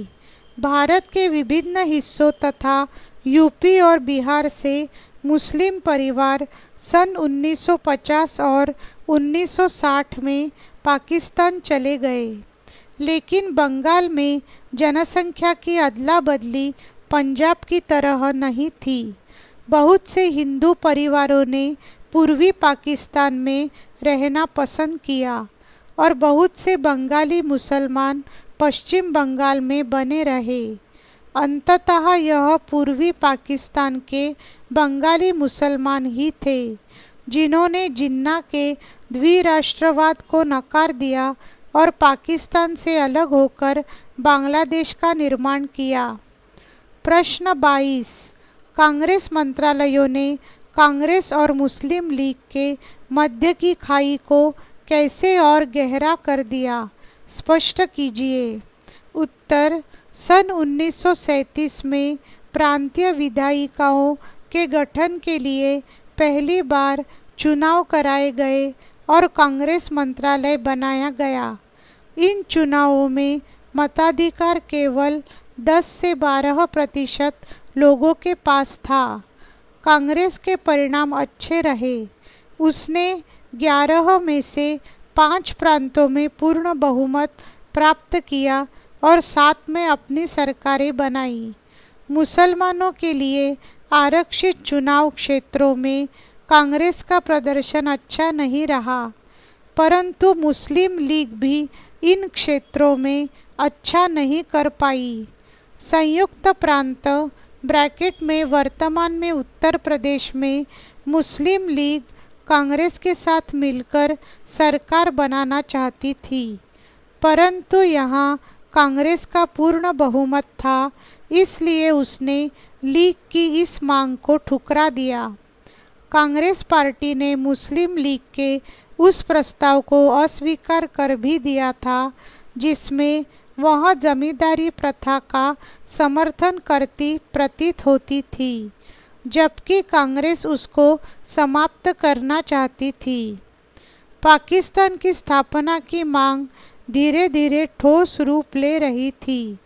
23 मार्च 1940 को मुस्लिम लीग ने मुस्लिम बहुल इलाकों के लिए सीमित स्वायत्तता की मांग करते हुए एक प्रस्ताव पेश किया। इस अस्पष्ट प्रस्ताव में कहीं भी विभाजन या पाकिस्तान का उल्लेख नहीं था, बल्कि इस प्रस्ताव को लिखने वाले पंजाब के प्रधानमंत्री और यूनियनिस्ट पार्टी के नेता सिकंदर दयात खान ने 1 मार्च 1941 को पंजाब असेंबली को संबोधित करते हुए घोषणा की थी कि वह ऐसे पाकिस्तान की अवधारणा का विरोध करते हैं जिसमें यहाँ मुस्लिम राज और बाकी जगह हिंदू राज होगा। प्रश्न 23, कैबिनेट मिशन की योजनाओं का विस्तृत विवरण दीजिए। उत्तर, द्वितीय महायुद्ध की समाप्ति के पश्चात ब्रिटेन में चुनाव हुए और वहां पर लेबर पार्टी की सरकार बनी। प्रधानमंत्री का पद सर क्लेमेंट एटली ने संभाला। उन्हें भारतीयों से सहानुभूति थी और वे भारतीय समस्या का समाधान अतिशीघ्र कर देना चाहते थे। इस उद्देश्य से उन्होंने भारत में एक मंत्रिमंडल अथवा कैबिनेट मिशन भेजने की घोषणा की। इस मिशन को किसी भी प्रकार का निर्णय लेने का पूरा अधिकार था। मंत्रियों का एक मिशन मार्च 1946 में भारत पहुंचा। उसने 472 भारतीय नेताओं से भारतीय समस्या पर विचार विमर्श किया और 16 मई 1946 को अपनी योजना प्रस्तुत की। 1. भारत को एक संघ मान लिया जाएगा। इसमें भारत के सभी प्रांत और देशी रियासतें शामिल होंगी। 2. संघ की एक अपनी कार्यपालिका तथा व्यवस्थापिका होगी जिसमें प्रांतों और रियासतों के प्रतिनिधि होंगे। 3. देशी रियासतों के पास वे विषय रहेंगे जो संघ को नहीं दिए जाएंगे। 4. प्रांतों को परस्पर ग्रुप बनाने का अधिकार होगा ताकि वे सामूहिक विषयों को निश्चित कर सके। 5. भारत का संविधान बनाने के लिए एक संविधान सभा बनाई जाएगी। संविधान सभा के सदस्यों की कुल संख्या 389 होगी। इनका बंटवारा प्रांतों में उनकी जनसंख्या के आधार पर होगा। 6. अल्पसंख्यकों को उनकी जनसंख्या के अनुपात से अधिक स्थान नहीं दिए जाएंगे। 7. नवीन संविधान बनाने तक भारत में एक अंतरिम सरकार स्थापित की जाएगी। इसमें सभी दलों के कुल मिलाकर 14 प्रतिनिधि लिए जाएंगे। प्रश्न 24. भारत के विभाजन के काल में आम लोगों के दर्दनाक अनुभवों का वर्णन कीजिए।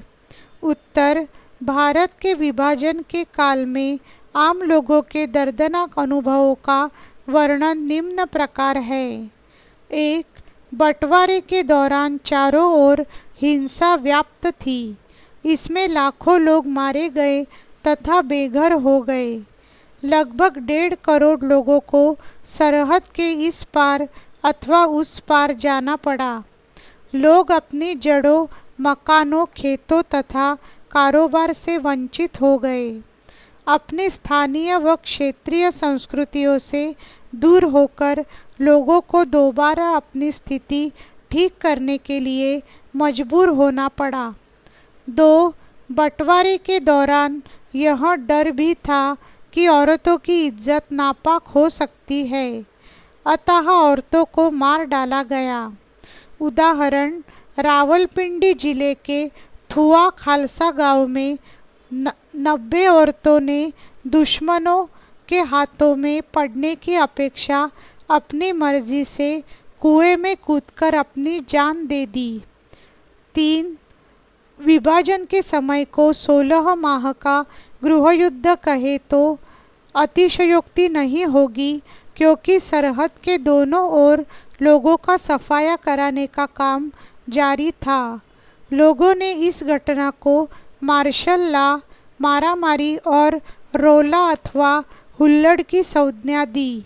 कुछ विद्वानों ने इसे महाध्वंस ब्रैकेट में होलोकॉस्ट कहा, जो इसकी सामूहिक जनसंहार की भयानकता को प्रदर्शित करता है। दीर्घ उत्तरीय प्रश्न। प्रश्न 1. मार्च 1946 में भारत विभाजन की ओर ले जाने वाले घटनाक्रम की व्याख्या कीजिए। उत्तर: कुछ विद्वान यह मानते हैं कि देश का विभाजन उस सांप्रदायिक राजनीति का अंतिम बिंदु था जो 20वीं शताब्दी के प्रारंभिक दशकों में शुरू हुई। उनका तर्क है कि अंग्रेज़ों द्वारा सन 1909 में मुसलमानों के लिए बनाए गए पृथक चुनाव क्षेत्रों ब्रैकेट में, जिनका 1919 में विस्तार किया गया, का सांप्रदायिक राजनीति पर गहरा प्रभाव पड़ा।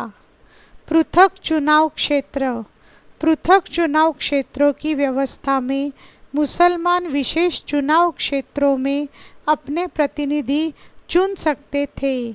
इस व्यवस्था में राजनीतिज्ञों को लालच रहता था कि वे सामुदायिक नारों का प्रयोग करें और अपने धार्मिक समुदाय के व्यक्तियों को अनुचित लाभ पहुँचाए।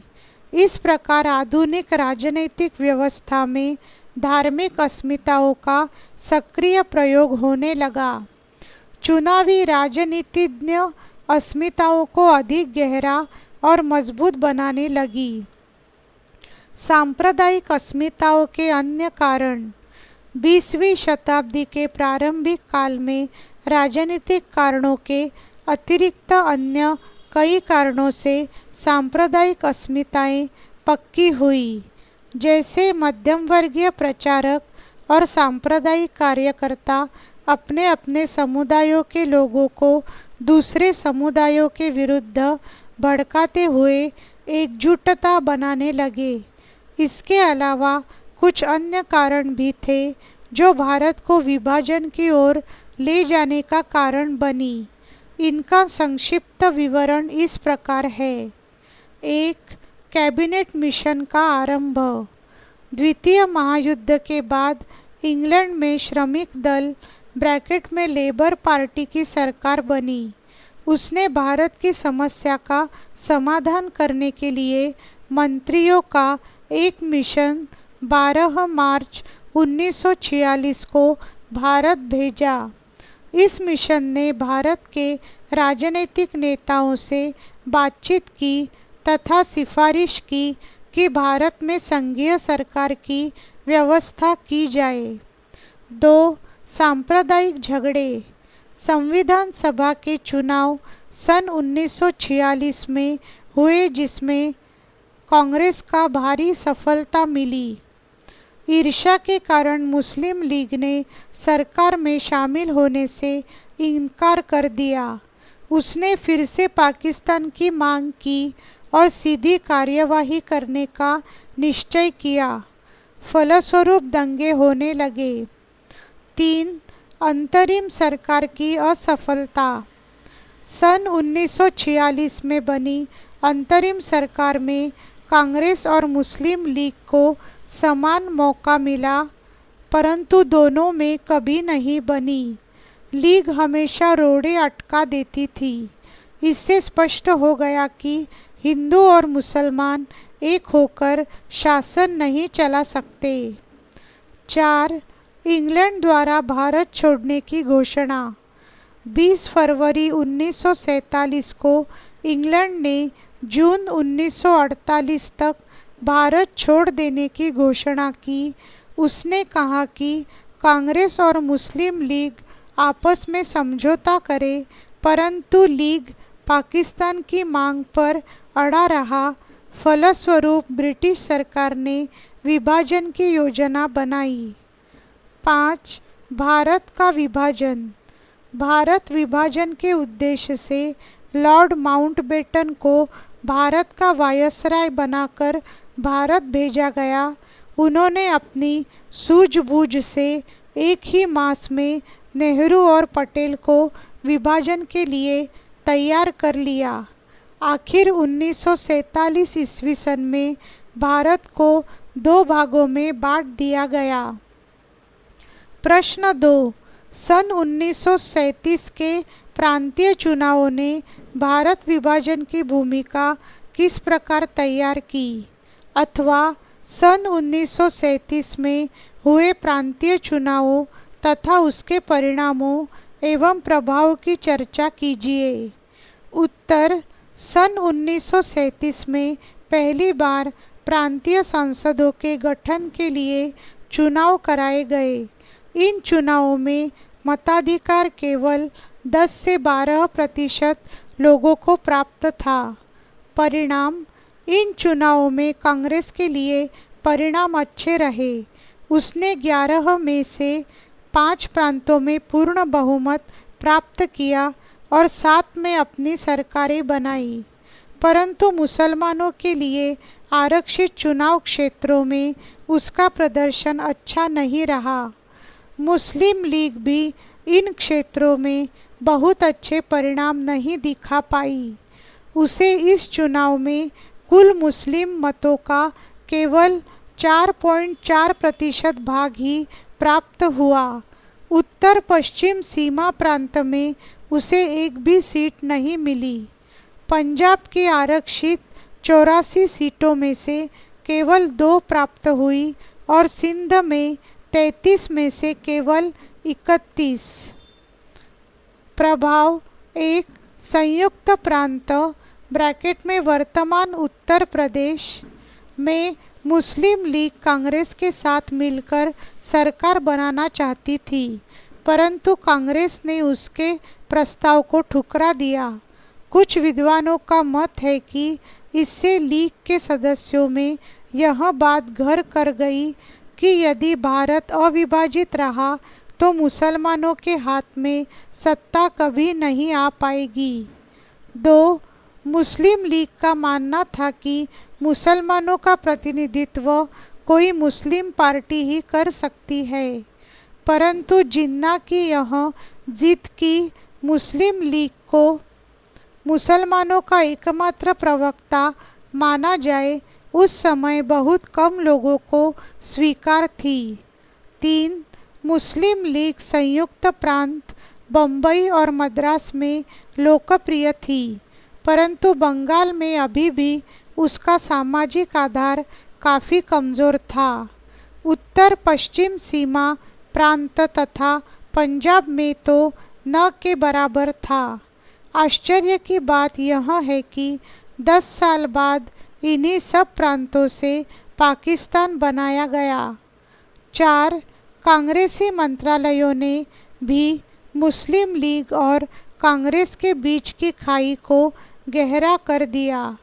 उसने गठबंधन सरकार बनाने के प्रस्ताव को खारिज कर दिया, क्योंकि लीग जमींदारी प्रथा का समर्थन कर रही थी। 5. कांग्रेस के धर्मनिरपेक्ष और रेडिकल बयानों से रूढ़िवादी मुसलमान और भूस्वामी तो चिंता में ही पड़ गए तथा कांग्रेस भी मुसलमानों को अपनी ओर आकर्षित करने में सफल नहीं हो पाई। 6. 30 के दशक में कांग्रेसी नेता धर्मनिरपेक्षता पर अधिक बल देने लगे थे, परंतु कांग्रेस में ऊपर से नीचे तक अर्थात मंत्री तक भी इन विचारों पर पूरी तरह से सहमत नहीं थे। 7. हिंदू महासभा और आरएसएस की शक्ति बढ़ती जा रही थी। 30 के दशक में ही उसने नागपुर से बढ़ते हुए संयुक्त प्रांत पंजाब और देश के अन्य भागों में अपना प्रभाव बना लिया था। देश का ऐसा सांप्रदायिक वातावरण भावी विभाजन की ओर ही संकेत कर रहा था। यहाँ पर यह ट्रैक समाप्त हो रहा है। पुस्तक का शेष भाग हम अगली ट्रैक पर सुनेंगे। Track 14D। इस ट्रैक में पन्ना नंबर 213 से पन्ना नंबर 215 तक अध्याय 14 का रिकॉर्डिंग किया गया है। प्रश्न 3। सन 1930 और 1940 के दशक में सांप्रदायिकता के विकास की विवेचना कीजिए। उत्तर। सन 1930 और 1940 के दशक में देश में अंग्रेजी नीतियों के परिणाम स्वरूप सांप्रदायिक तत्व तेजी से बढ़ने लगे। यह बात राष्ट्रवादी आंदोलन की एकता के लिए खतरा बन गई। यद्यपि इस आंदोलन के नेताओं ने सांप्रदायिक भावना के प्रसार को रोकने के लिए कई प्रयास किए, तो भी वे इस पर नियंत्रण न कर सके। सांप्रदायिकता का विकास। देश में सांप्रदायिकता के विकास के मुख्य कारण अग्रलिखित थे। 1. सीमित मताधिकार तथा अलग अलग चुनाव मंडलों के आधार पर विधानसभाओं के लिए जो चुनाव हुए उससे एक बार फिर सांप्रदायिक भावनाएं उत्पन्न हो गई। 2. कांग्रेस अल्पसंख्यकों के लिए सुरक्षित सीटों में से अनेक सीटें जीतने में असफल रही। मुसलमानों के लिए कुल 482 सीटें आरक्षित थी, परंतु कांग्रेस को केवल 26 सीटें ही मिल सकी। इसमें भी 15 केवल पश्चिमोत्तर सीमा प्रांत में मिली। हिंदू महासभा भी बुरी तरह हारी। जमींदारों और सूदखोरों की पार्टियों को भी यही दशा हुई। 3. कांग्रेस ने एक मूलगामी कृषि कार्यक्रम अपना लिया था और किसान आंदोलन तेजी से फैल रहे थे। इन दो बातों को देखकर जमींदार और सूदखोर स्वार्थ सिद्धि के लिए सांप्रदायिक पार्टियों को अपना समर्थन देने लगे। उन्होंने समझ लिया कि आम जनता की व्यापक राजनीतिक भागीदारी के युग में उनके हितों की रक्षा संभव नहीं होगी। इस प्रकार सांप्रदायिक पार्टियां मजबूत होने लगी और जिन्ना के नेतृत्व में मुस्लिम लीग कांग्रेस का घोर विरोध करने लगी। अब उसने यह प्रचार करना आरंभ कर दिया कि मुस्लिम लीग कांग्रेस अल्पसंख्यकों के बहुसंख्यक हिंदुओं में समा जाने का खतरा है। उसने इस तर्कहीन सिद्धांत का प्रचार किया कि हिंदू और मुसलमान दोनों अलग अलग राष्ट्र हैं और उनका एक साथ रह सकना असंभव है। पाकिस्तान की मांग। सन 1940 में मुस्लिम लीग ने देश को दो भाग करने का प्रस्ताव दिया। साथ ही यह भी कहा कि पाकिस्तान नाम का एक अलग राज्य बनाया जाए। हिंदू महासभा जैसे सांप्रदायिक संगठनों के कारण मुस्लिम लीग के प्रचार को बल मिला। इसी समय कुछ हिंदू संप्रदायवादियों ने भी यह प्रचार किया कि हिंदू एक अलग राष्ट्र है और भारत हिंदुओं का देश है। इससे मुस्लिम लीग के अलग राष्ट्र के सिद्धांत को बल मिला। सांप्रदायिक संगठनों की गतिविधियाँ। रोचक बात यह है कि हिंदू और मुस्लिम संप्रदायवादियों ने कांग्रेस के विरुद्ध एक दूसरे से हाथ मिलाने में भी कोई संकोच नहीं किया। पश्चिमोत्तर सीमा प्रांत पंजाब, सिंध और बंगाल में हिंदू संप्रदायवादियों ने कांग्रेस के विरुद्ध मुस्लिम लीग तथा अन्य सांप्रदायिक संगठनों का मंत्रिमंडल बनाने में सहायता की। सरकार समर्थक रवैया अपनाना भी सभी सांप्रदायिक संगठनों की एक साझा विशेषता थी। सांप्रदायिक संगठन जनता की सामाजिक और आर्थिक मांगें उठाने में कतराते रहे। इस संबंध में वे ऊंचे वर्गों के निहित स्वार्थों का ही प्रतिनिधित्व करने लगे। प्रश्न 4। सन 1947 में भारत के विभाजन के लिए उत्तरदायी कारणों की व्याख्या कीजिए तथा सन 1947 के भारतीय स्वतंत्रता अधिनियम की मुख्य विशेषताओं पर विचार प्रकट कीजिए। उत्तर। भारत का बंटवारा कई कारणों से हुआ। कुछ कारण निम्नलिखित हैं। 1. अंग्रेज़ों की फूट डालो और शासन करो की नीति। सन 1909 में मुसलमानों के लिए अलग चुनाव क्षेत्र बनाए गए, जिनका सन 1919 में विस्तार किया गया। इस व्यवस्था में राजनीतिज्ञों को लालच रहता था कि वे सामुदायिक नारों का प्रयोग करें और अपने धार्मिक समुदाय के व्यक्तियों को नाजायज़ रूप से फ़ायदा पहुँचाए। इस प्रकार उन्होंने हिंदुओं और मुसलमानों के बीच फूट डालने का काम किया। 2. मुस्लिम लीग की स्थापना। मुस्लिम लीग की स्थापना के पीछे का मुख्य कारण मुसलमानों द्वारा अंग्रेज़ों से प्रेरणा और संरक्षण मिलना था।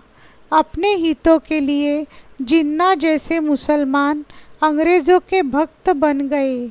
जिन्ना ने बाद में स्पष्ट कर दिया कि हिंदू और मुसलमान दो अलग अलग राष्ट्र हैं। इसी के परिणाम स्वरूप सन 1940 में मुस्लिम लीग द्वारा पाकिस्तान की मांग की गई। 3. कांग्रेस की कमज़ोर नीति। कांग्रेस मुस्लिम लीग की अनुचित मांगों को मानकर उसे बढ़ावा देती रही। सन 1916 के लखनऊ समझौते में कांग्रेस ने मुसलमानों के लिए अलग प्रतिनिधित्व को स्वीकार करके संप्रदायवाद को प्रोत्साहित किया। इसके पश्चात खिलाफत आंदोलन को असहयोग आंदोलन में शामिल करना और सीआर योजना में लीग को अधिक रियायतें देना कांग्रेस की दुर्बल नीति के परिणाम थे। 4. सांप्रदायिक दंगे। पाकिस्तान की मांग मनवाने के लिए मुस्लिम लीग ने सीधी कार्यवाही आरंभ कर दी और इसके परिणाम स्वरूप समूचे देश में सांप्रदायिक दंगे होने लगे। इन दंगों को अब केवल भारत विभाजन के द्वारा ही रोका जा सकता था। भारतीय स्वतंत्रता अधिनियम 1947 माउंटबेटन योजना को 18 जुलाई को ब्रिटिश सम्राट ने विधिवत स्वीकृति दे दी। इस अधिनियम में कुल 20 धाराएं थीं। इनमें से कुछ प्रमुख धाराएं निम्नलिखित हैं। 1. 15 अगस्त 1947 को भारत और पाकिस्तान नामक दो हिस्से बना दिए जाएंगे और ब्रिटिश सरकार उन्हें सत्ता सौंप देगी। 2. दोनों अधिराज्यों का वर्णन किया गया और यह भी बताया गया कि बंगाल और पंजाब की विभाजन रेखा निश्चित करने के लिए एक सीमा आयोग होगा। 3. दोनों अधिराज्यों की संविधान सभाओं को शासन की सत्ता सौंपी जाएगी। इन्हें अपना संविधान बनाने का पूर्ण अधिकार होगा। 4. इन दोनों अधिराज्यों को अधिकार होगा कि वे ब्रिटिश राष्ट्रमंडल के सदस्य रहे या त्याग दें। 5. दोनों के लिए अलग अलग गवर्नर जनरल होगा जिसकी नियुक्ति उनके मंत्रिमंडल की सलाह से होगी। 6. भारत मंत्री का पद समाप्त कर दिया जाएगा। 7. जब तक तय विधान के अनुसार चुनाव होंगे वर्तमान प्रांतीय विधानमंडल कार्य करेंगे। 8. भारतीय नागरिक सेवाओं के सदस्य अधिकारों को बनाए रखा जाएगा। 9. 15 अगस्त 1947 से ब्रिटिश सरकार की देशी रियासतों पर सर्वोच्चता को समाप्त कर दिया जाएगा। इसके पश्चात वे अपनी इच्छानुसार भारत और पाकिस्तान में चाहे तो मिल सकती है अथवा स्वतंत्र रह सकती है। प्रश्न 5. भारत को किन परिस्थितियों में स्वतंत्रता प्राप्त हुई स्पष्ट कीजिए। उत्तर: कैबिनेट मिशन की सिफारिशों से मुस्लिम लीग पूरी तरह से संतुष्ट नहीं थी। फिर भी कैबिनेट मिशन ने इंग्लैंड लौटने से पूर्व कांग्रेस व मुस्लिम लीग को संविधान सभा के सदस्यों को चुनने तथा अंतरिम सरकार बनाने के लिए तैयार कर लिया। सितंबर 1946 को जवाहरलाल नेहरू की अध्यक्षता में अंतरिम सरकार बनी। कुछ दिनों बाद ब्रैकेट में अक्टूबर 1946 में मुस्लिम लीग भी इसमें शामिल हो गई, लेकिन उसने संविधान सभा का बहिष्कार किया। वह देश विभाजन की मांग पर अड़ी रही। फलस्वरूप देश को सांप्रदायिक दंगों की आग में जलना पड़ा। इस तरह क्रिप्स मिशन मुस्लिम लीग की हठधर्मी के कारण असफल हो गया और विभाजन की मांग पर अड़ी रही, जिससे बंगाल, बिहार तथा बम्बई आदि नगरों में सांप्रदायिक दंगे हुए, जिनमें बड़ी संख्या में हिंदू मुसलमान मारे गए। ब्रिटेन के प्रधानमंत्री लॉर्ड एटली ने 20 फरवरी को घोषणा की कि अंग्रेज़ जून 1948 ईस्वी सन तक भारत छोड़ देंगे। मार्च 1947 में लॉर्ड माउंटबेटन भारत में वायसराय बनकर आया। उसने कांग्रेस तथा मुस्लिम लीग में समझौते का एक रास्ता निकाला कि देश स्वाधीन तो होगा किंतु एक नहीं रहेगा। उन्होंने भारत की स्वाधीनता के लिए जो योजना बनाई उसे माउंटबेटन योजना कहा जाता है। माउंटबेटन ने ब्रिटिश सरकार से स्वीकृति लेकर 3 जून 1947 को अपनी योजना प्रस्तुत कर दी, जिसे कांग्रेस व लीग दोनों ने स्वीकार कर लिया। इस योजना की मुख्य विशेषताएं निम्नलिखित थी। 1. भारत को 2 भागों भारत और पाकिस्तान में विभाजित किया जाएगा। 2. बंगाल एवं पंजाब का विभाजन किया जाएगा और इस बात का निर्णय यहाँ की व्यवस्थापिकाएं करेगी। 3. असम के सिलहट जिले के लोगों को यह निर्णय करना था कि वे असम में रहना चाहते हैं अथवा पूर्वी बंगाल में मिलना चाहते हैं। 4. पश्चिमोत्तर सीमा प्रांत के लोगों को जनमत संग्रह से तय करना था कि वे भारत में रहना चाहते हैं या पाकिस्तान में। 5. दोनों देशों की स्वतंत्रता की तिथि 15 अगस्त निश्चित कर दी गई। 6. देशी रियासतों को भारत या पाकिस्तान में मिलने तथा अपनी स्वतंत्रता सत्ता बनाए रखने का अधिकार दिया गया। 7. दोनों भावी राज्यों को राष्ट्रमंडल में रहने या न रहने की स्वतंत्रता दे दी गई। प्रश्न 6. द्वितीय विश्व युद्ध के बाद अंग्रेज़ों के भारत के प्रति दृष्टिकोण में परिवर्तन आने के क्या कारण थे? सविस्तर विवेचना कीजिए। उत्तर: द्वितीय विश्व युद्ध के बाद अंग्रेज़ों के भारत के प्रति दृष्टिकोण में परिवर्तन आने के निम्नलिखित कारण थे। 1. भारतीयों का राष्ट्र प्रेम। शताब्दी के चौथे दशक में देश के सभी राजनीतिक दलों व समाज के सभी वर्गों में देश की स्वतंत्रता की मांग फैल गई। हिंदू, मुसलमान, सिख, राजनीतिक नेता, सरकारी कर्मचारी, अधिकारी सभी विदेशी सरकार से मुक्त होना चाहते थे। सभी भारतवासियों में देश प्रेम की भावनाएं उमड़ पड़ी। चारों ओर अंग्रेज़ों का विरोध ही विरोध हो रहा था। सेना में भी विद्रोह की भावनाएं उठने लगी।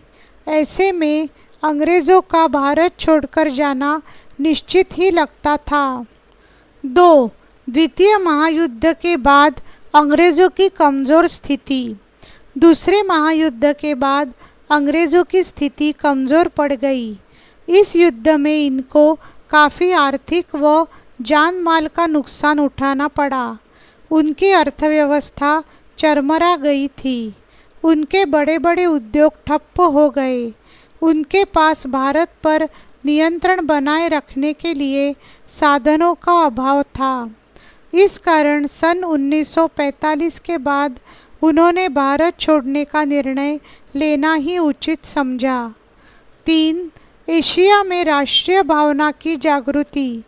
दूसरे महायुद्ध के बाद एशिया के अनेक देशों में राष्ट्र प्रेम की भावना तीव्र हो उठी। वे आज़ादी के अधिकार की मांग करने लगे। एशिया के अनेक देशों में स्वतंत्रता आंदोलन शुरू हो गए। भारतीयों में यह कुछ अधिक तेज था।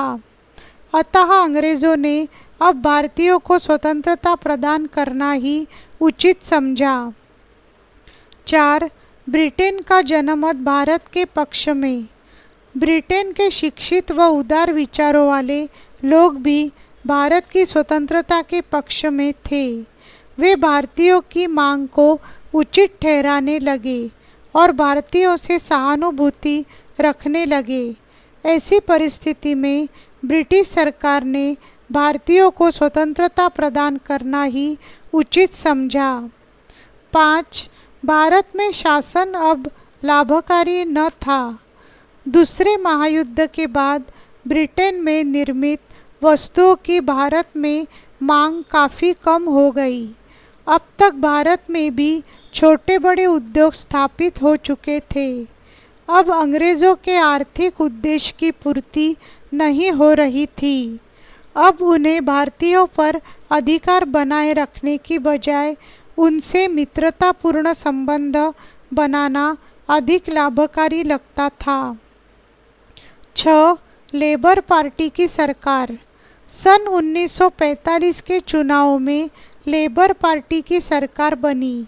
लेबर पार्टी ने चुनाव से पहले कई बार घोषणा की थी कि उसके सत्ता में आने के बाद वह सच्चे मन से भारत की समस्याओं का समाधान करेगी।